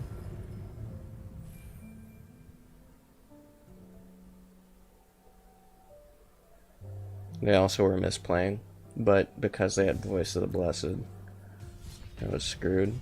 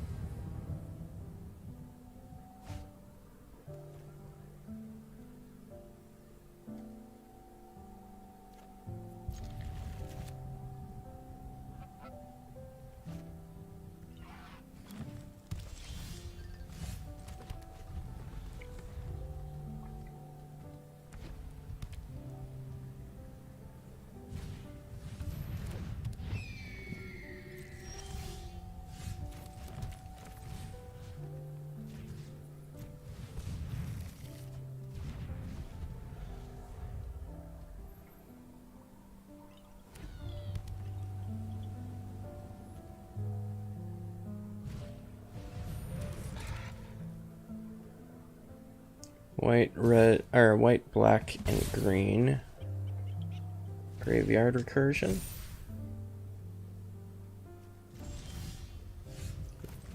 Might be sacrifice. Shine away night, holy night. Where is pain? Where is bright?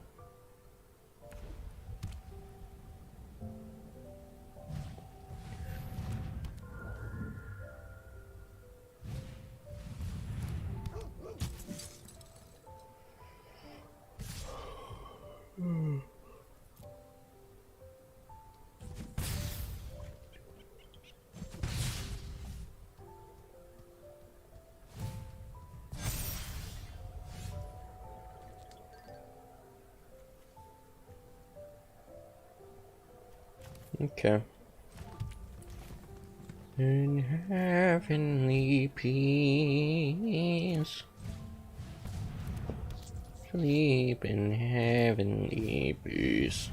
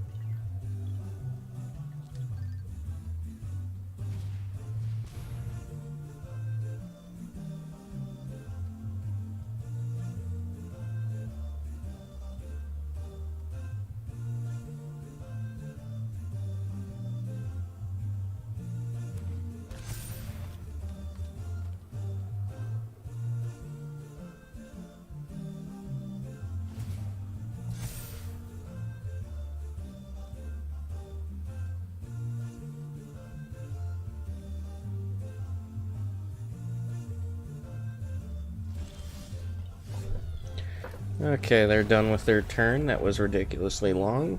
Now let's just do this.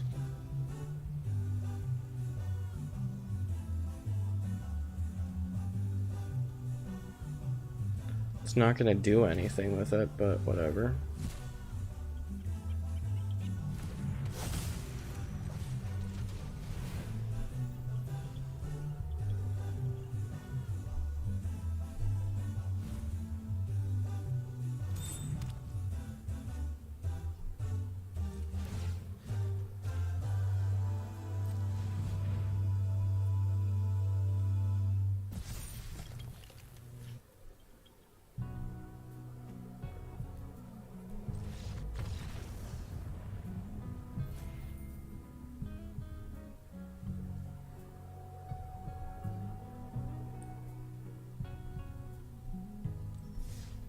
I just want to see this deck pop off, you know?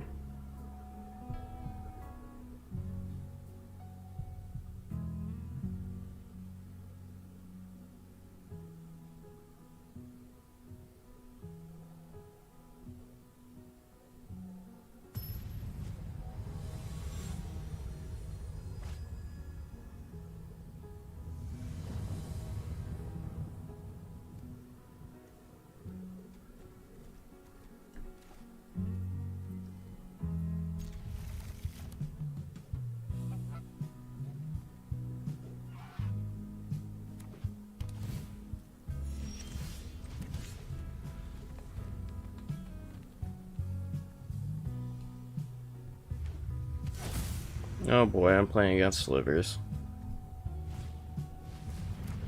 There's no way I'm beating Slivers. Okay, whatever. I'm done. Not with that. Slivers are like a 3-turn kill deck. I'm not getting this at all in that.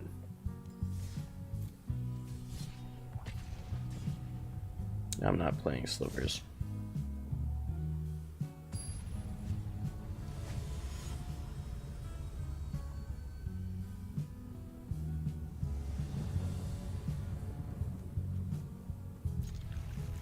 Two Millennium Calendars? I can't believe.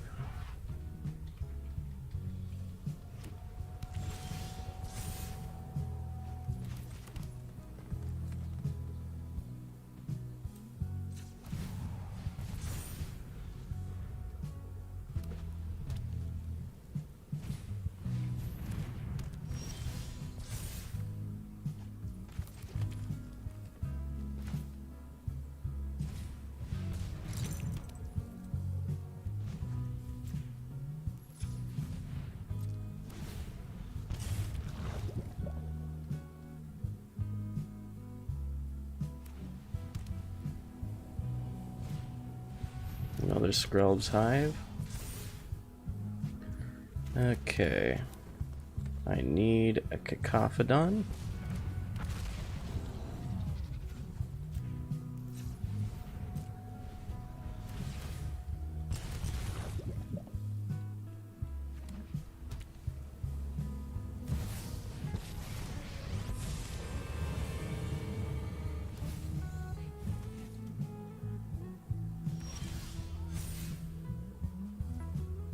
Okay.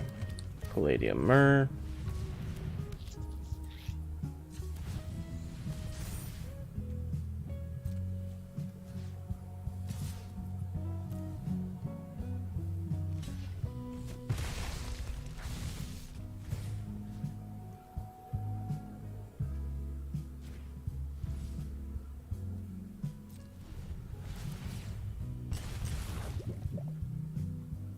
Okay, so it's during your untap step that it procs. Whatever. Didn't realize that.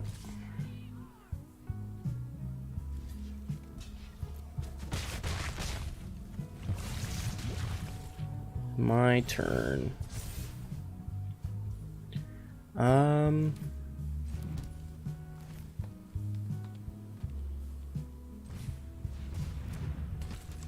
Play that. Activate ability.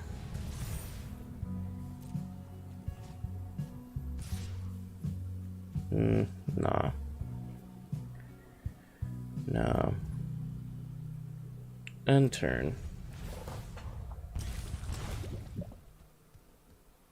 Come at me, bro.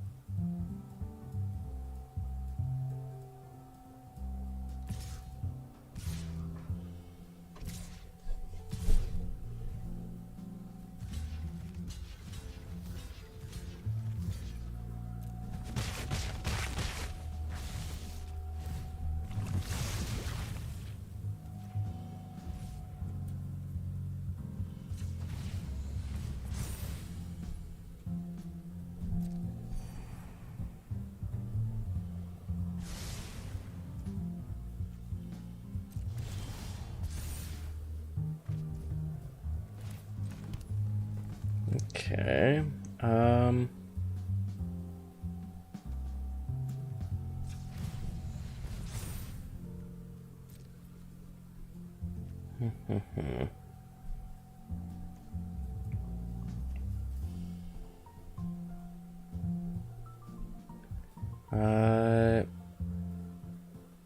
Yeah, sure, whatever. I don't care.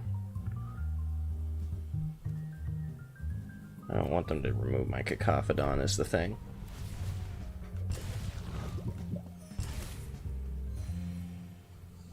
Come on, damage my Cacophodon.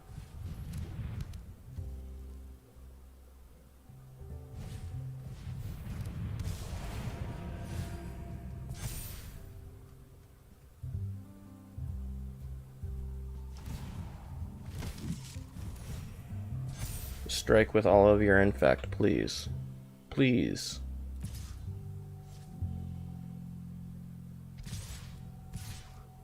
Thank you.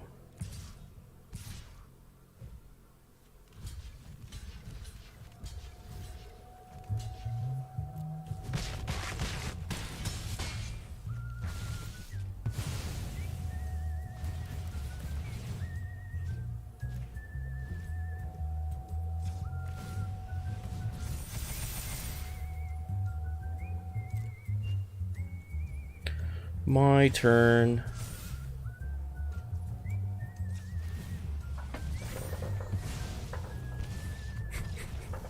I did it. I win.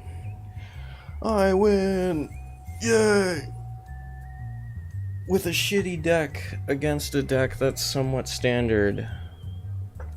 Wow. I did it, guys. I won. I won with the Millennium Calendar. Can you believe it? I just need to have more consistent ways of just tapping and untapping. You know?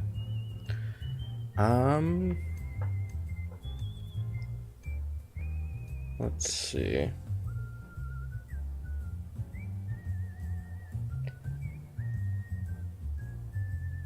If I go in and Sorcerer's Wand needs to go. I need to have better.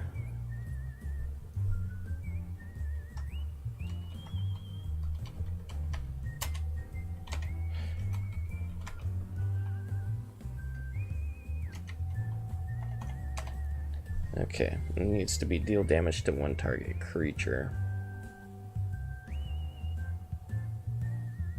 Target creature that's blocking it. Target creature defending player controls. Needs to be literally anything. I need...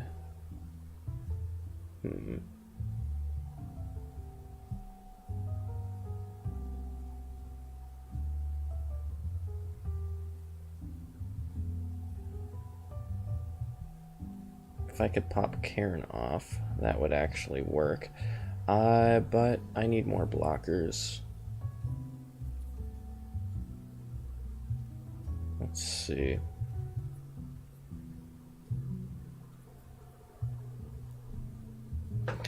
Let's go with Enrage.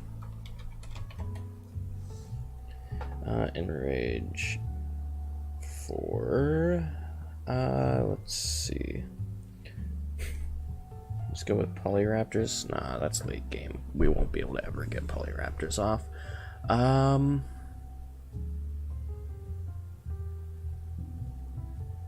Ranging Raptors, maybe? 2 Ranging Raptors. And then I want to change my land. I need artifact land.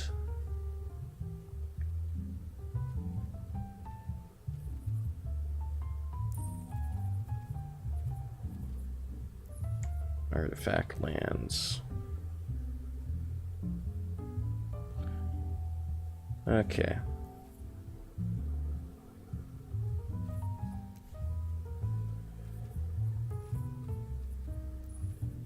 That's not showing me what I want. Okay, so let's see. Not collected as well. In case I don't have them yet. I need to grab.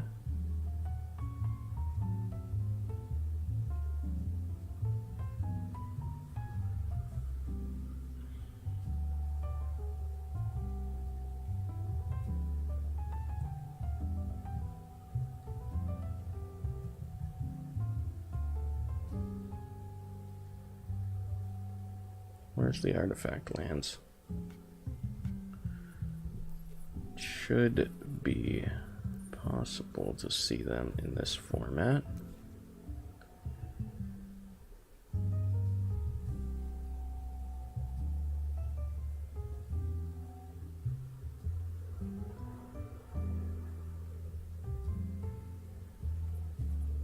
Remove that.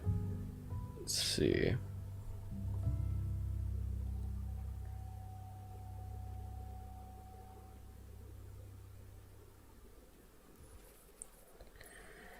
Okay.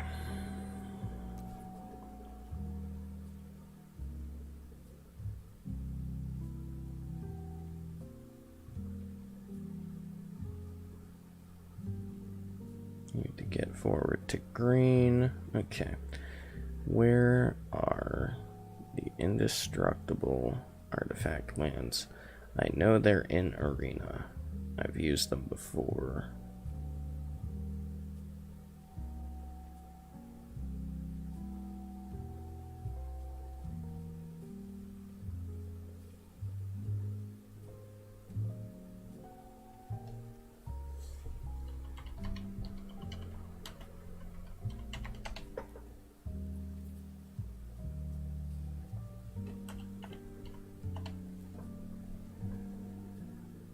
There they are.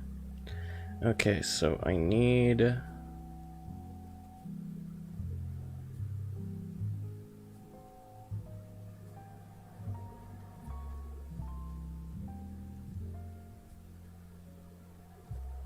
So, is it any unstep?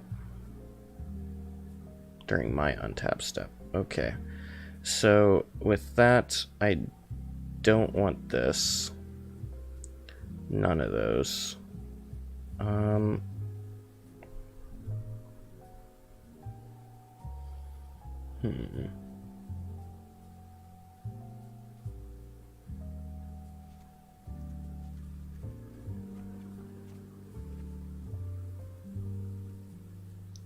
Actually, then that means that Darksteel Citadel isn't even worth having. Unless... non-land permanents. Okay. So, Darksteel Citadel isn't even worth having. Let's get these back to that. And... let's get more chump blockers. Get rid of the land stigma.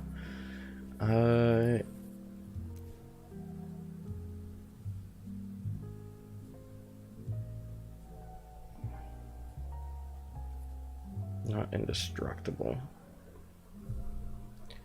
Okay, green and colorless. Keep punching my mic. The one thing that I run into a lot is I do not have enough blockers.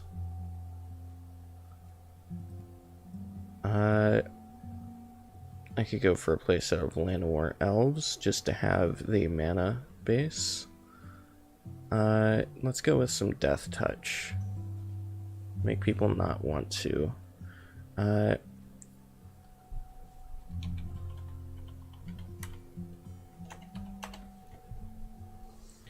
Where's some Death Touch reach? There's one.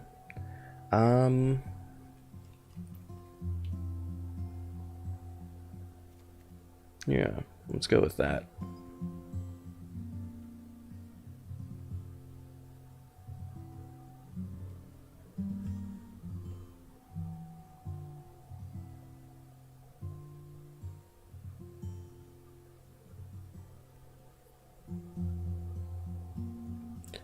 A couple of those, replace Land War Elves.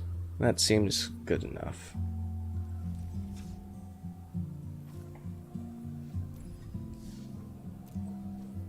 Let's try this, now that I've changed it a little.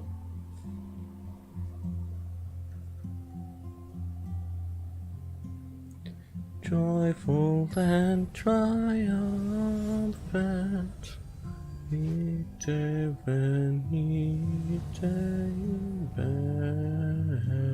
Bethlehem, not to be dictated, Gustis Angelorum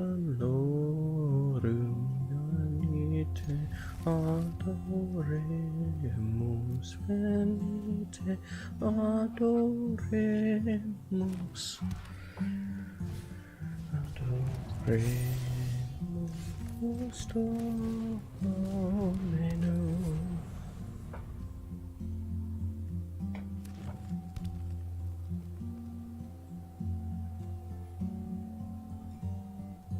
You gonna target my Land War Elves? Yes, you are. Fuck you. Okay, Mesmeric Orb.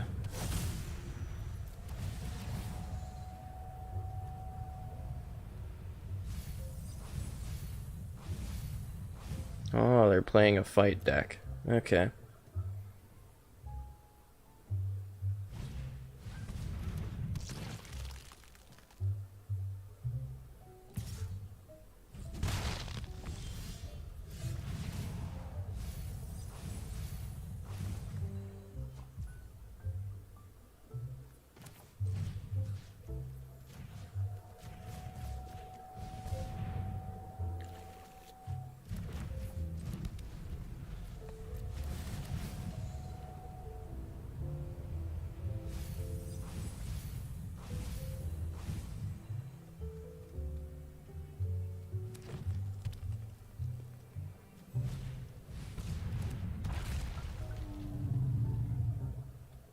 Well, they could sacrifice that to get rid of the Mesmeric Orb. My turn.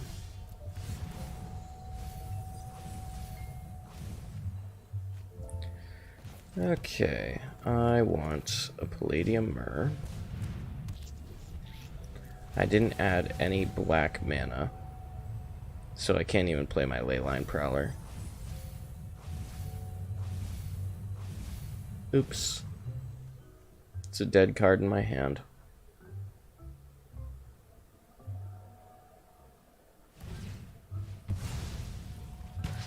Yeah, whatever. I'm fine with that.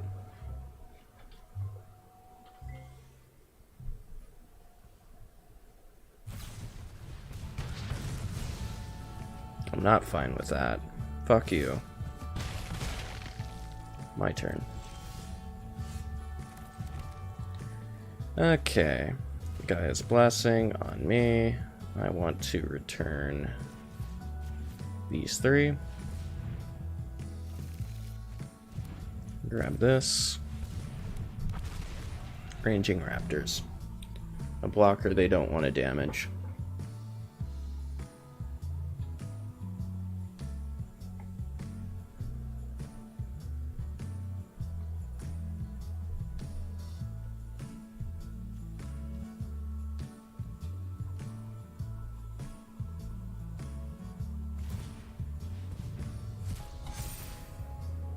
Oh boy.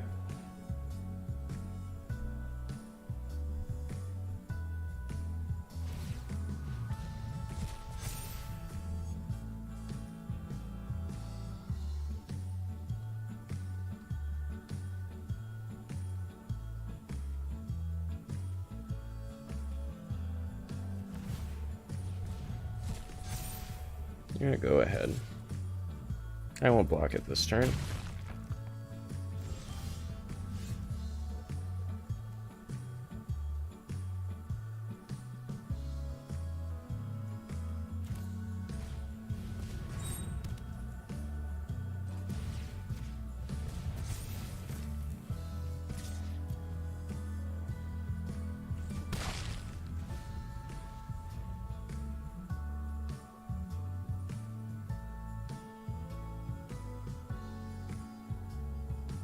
I'm gonna do another ram through.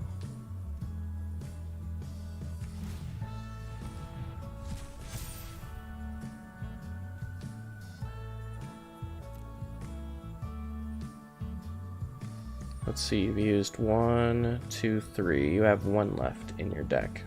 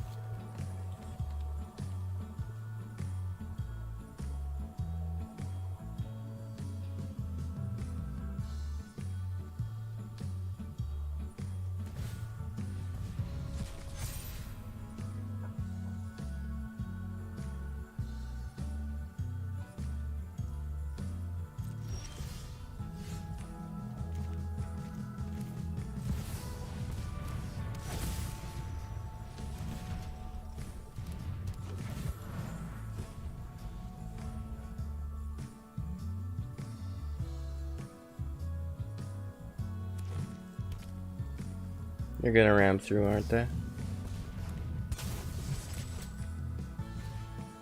No?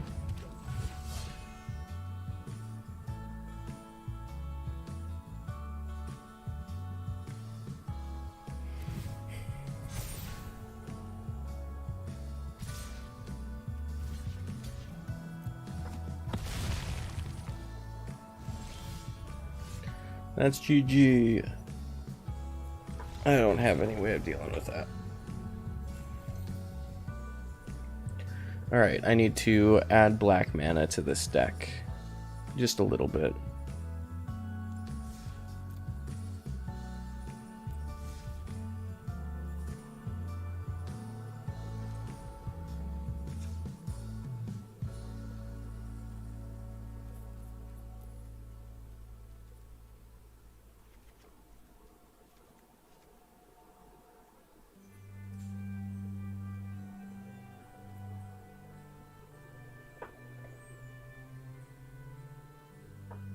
I don't have anything particularly interesting for green mana.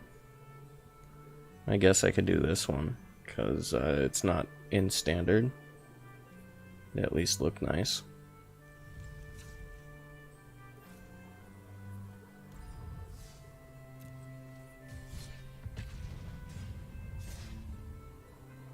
Got 1 win so far with this deck.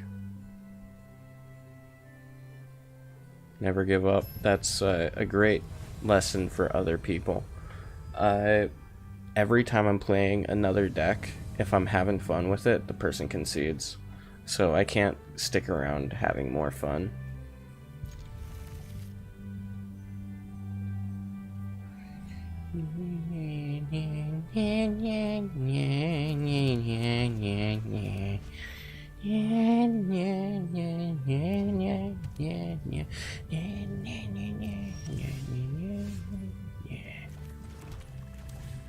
All right.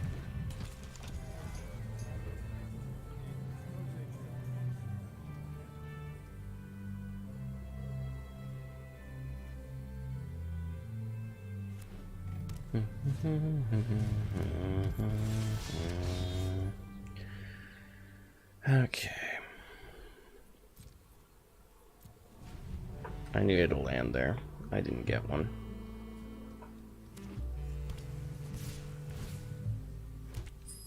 Oh boy. Treasures.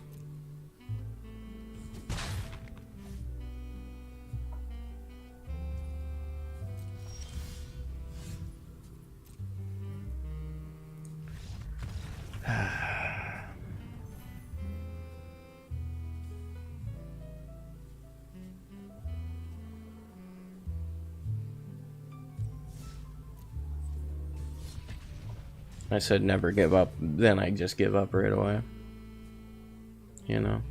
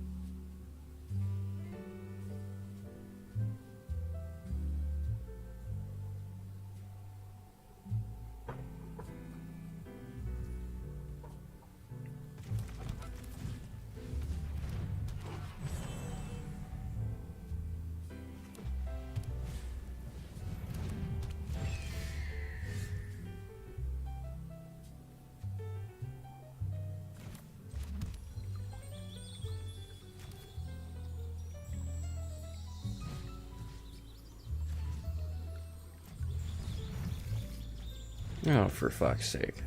That's like the last thing I want to grab. Whatever.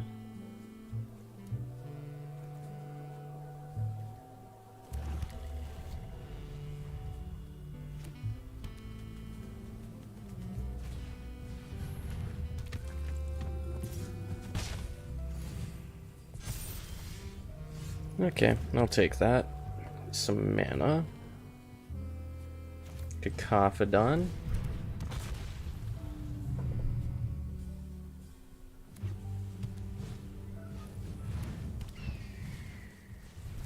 Wow. They are playing a starter deck.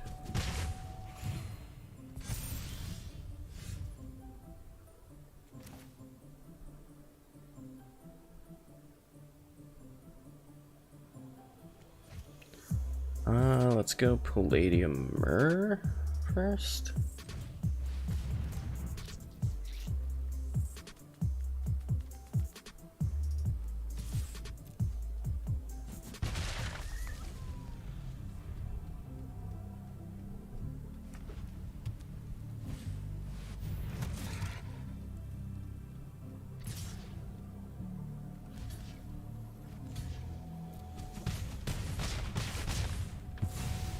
How the priest is gonna grow. My turn.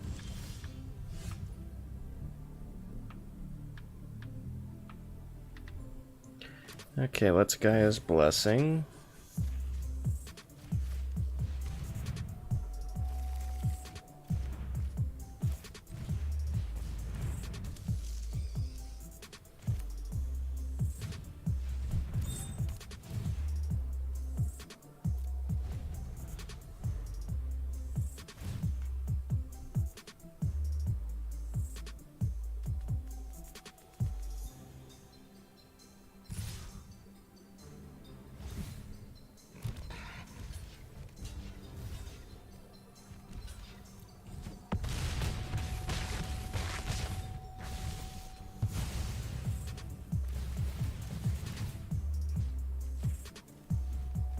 Alright, he's dead.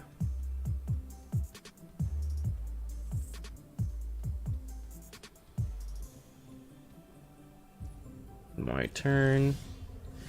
Let's do a Leyline Prowler. And let's put that on him. And attack with him.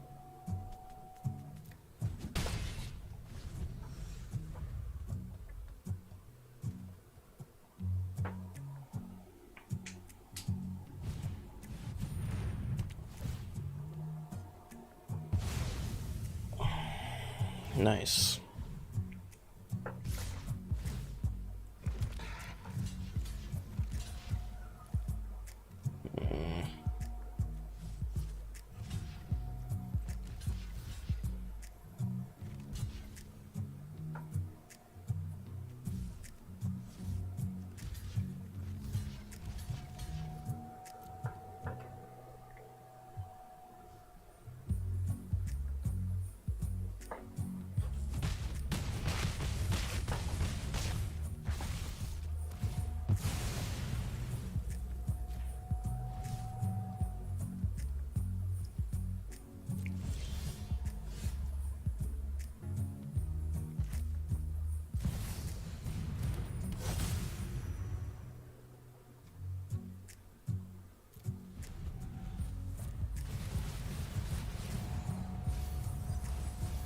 This won't ruin them.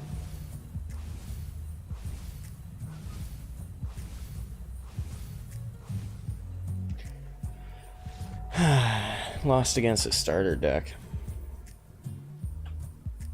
They had a Banishing Light at the worst time for me.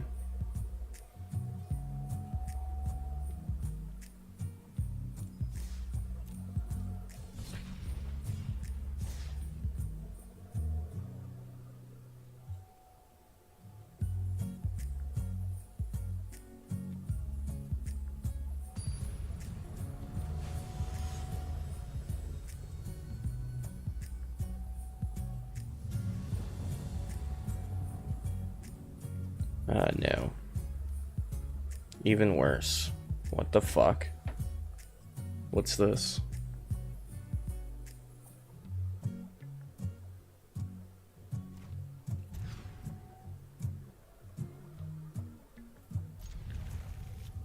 Why am I getting garbage?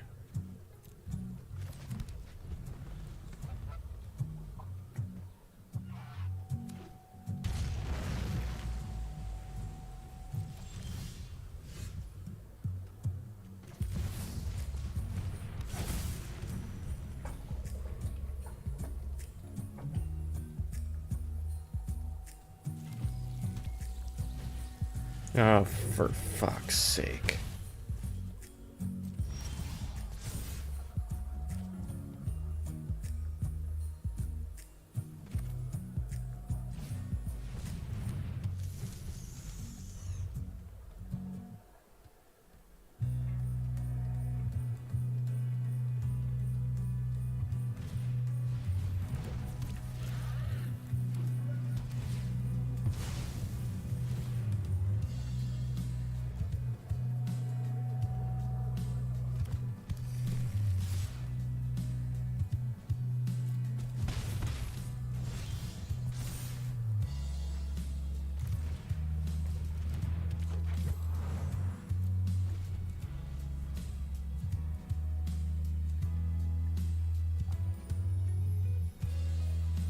I'm waiting for a big sliver. Another Cloud Shredder.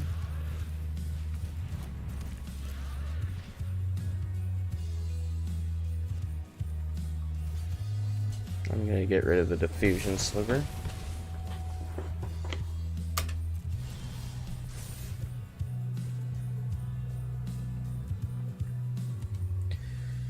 Okay, Palladium Myrrh. Not what I need, though.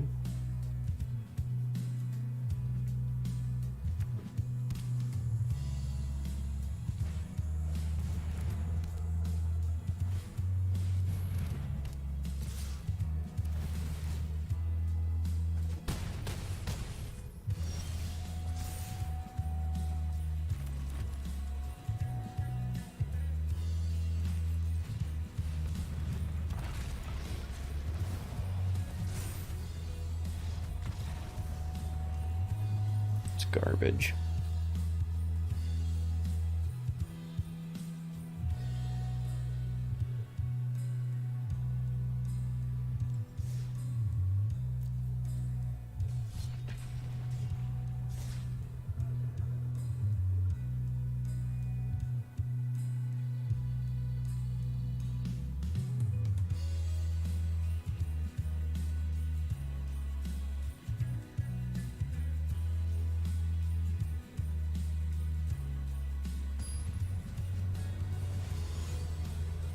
I feel like I'm taking the wrong approach to Millennium Calendar.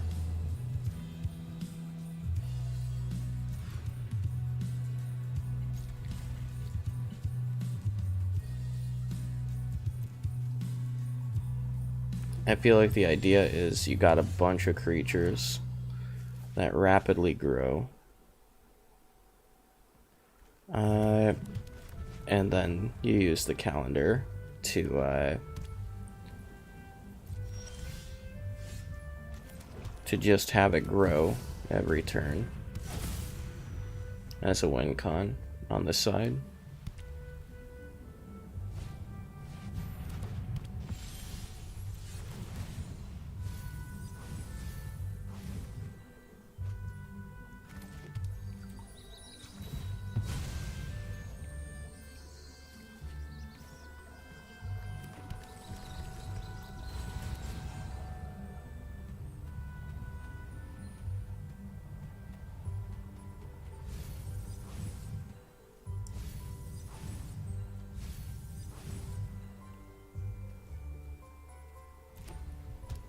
You're playing Angels. They got in a Johnny's Pride Mate. They didn't gain life because that's not a creature that makes you gain life.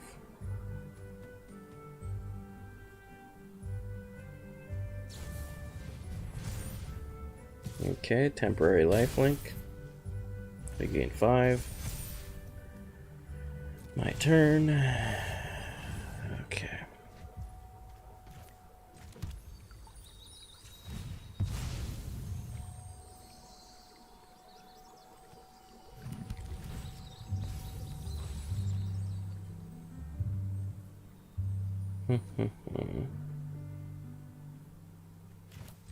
Palladium Myr.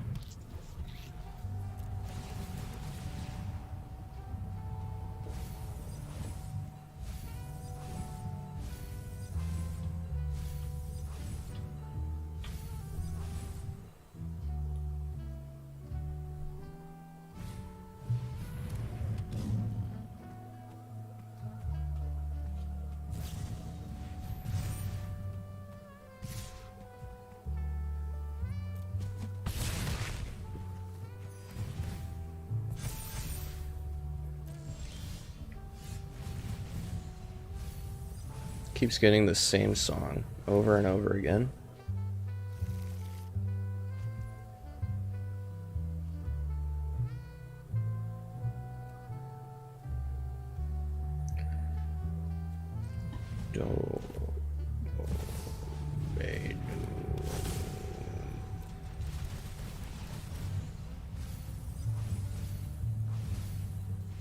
I miscounted. Oh well.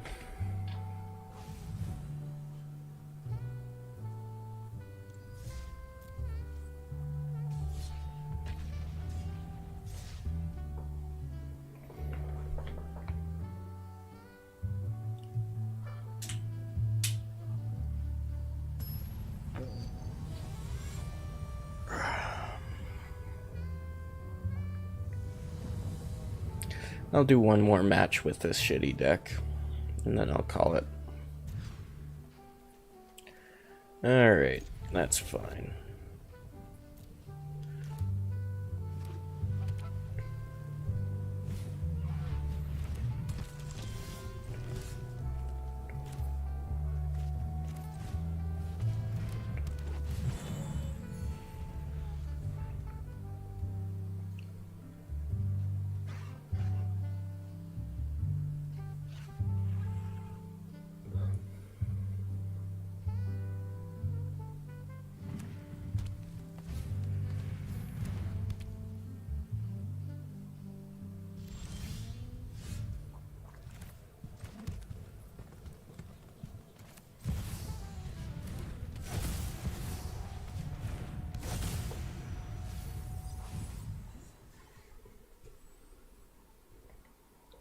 It's looking like this person's going to be playing the infinite token deck based on the color format and the cards he's played.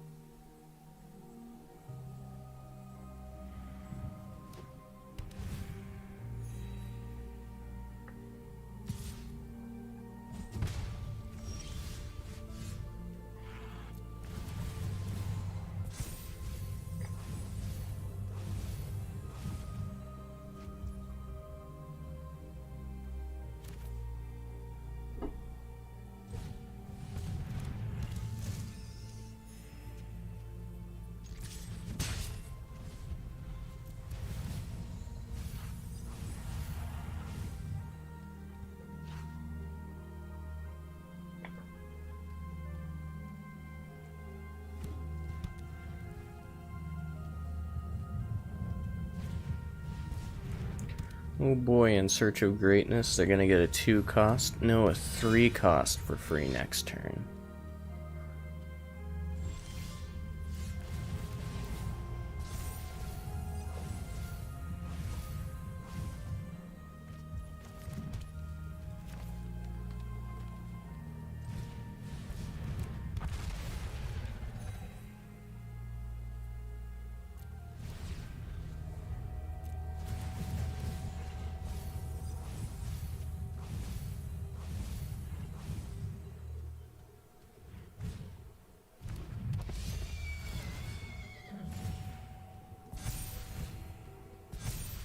Fight me with that Celestial Unicorn and I will kill it with a Ruin's Recluse.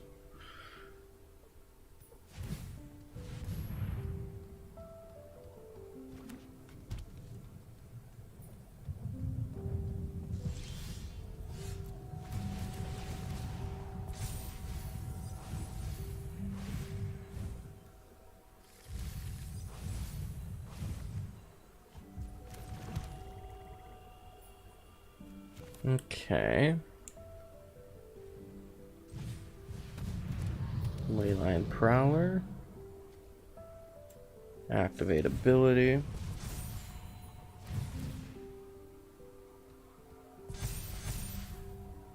No attacks.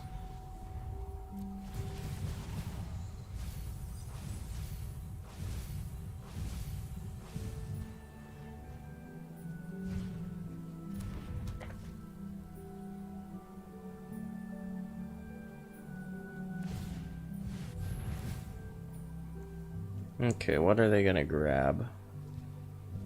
Hallowed Priest? No. Soul Warden. Okay.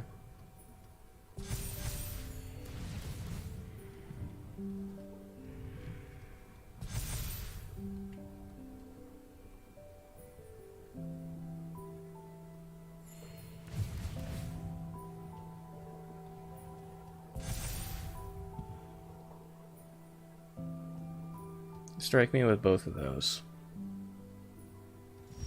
Alright.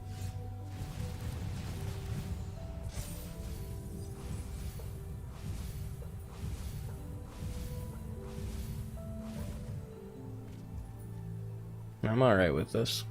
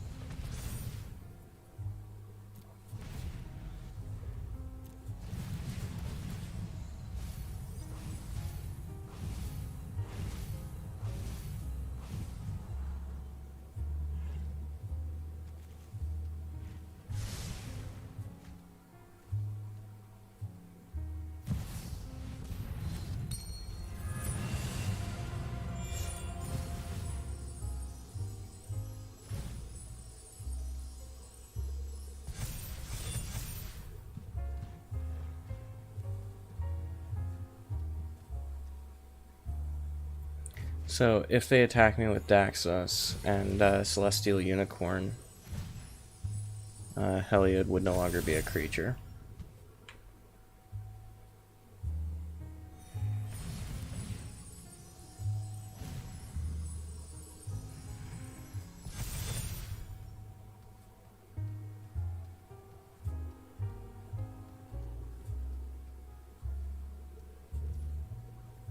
Alright, they aren't attacking with anything.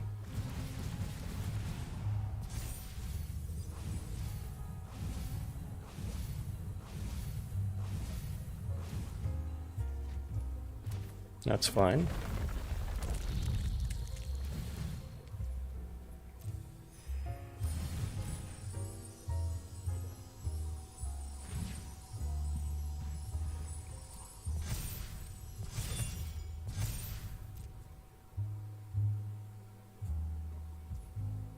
As long as they don't give things trample, I am okay.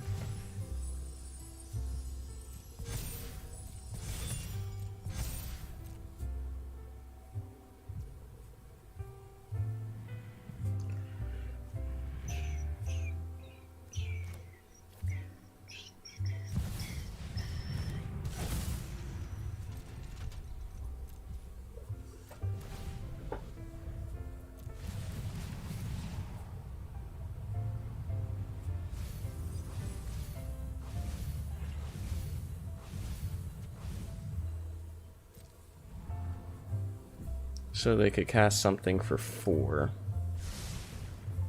No, 5. But they don't have anything for 5, do they? No, they Soul Warden?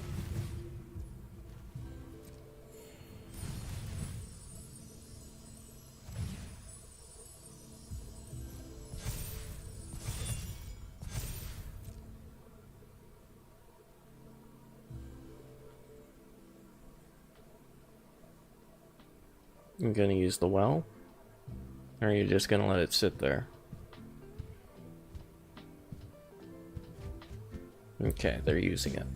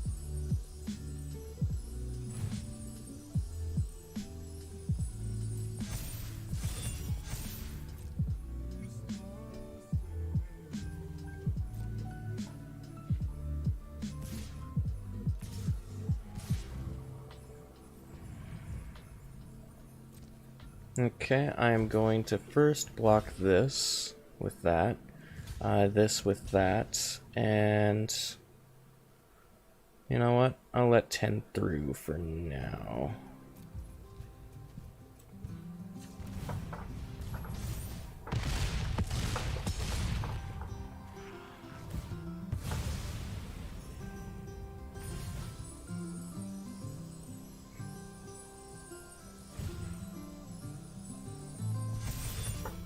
Ideally, I draw a key now.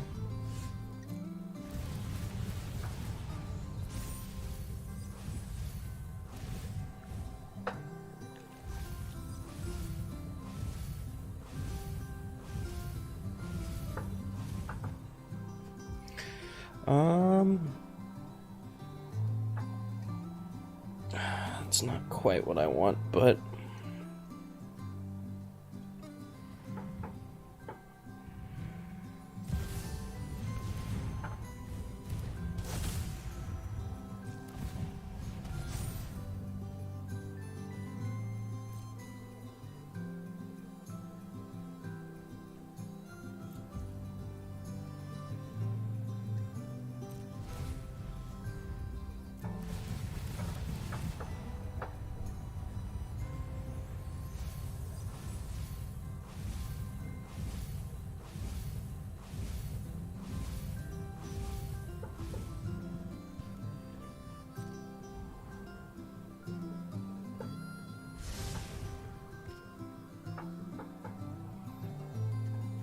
They're running out of options.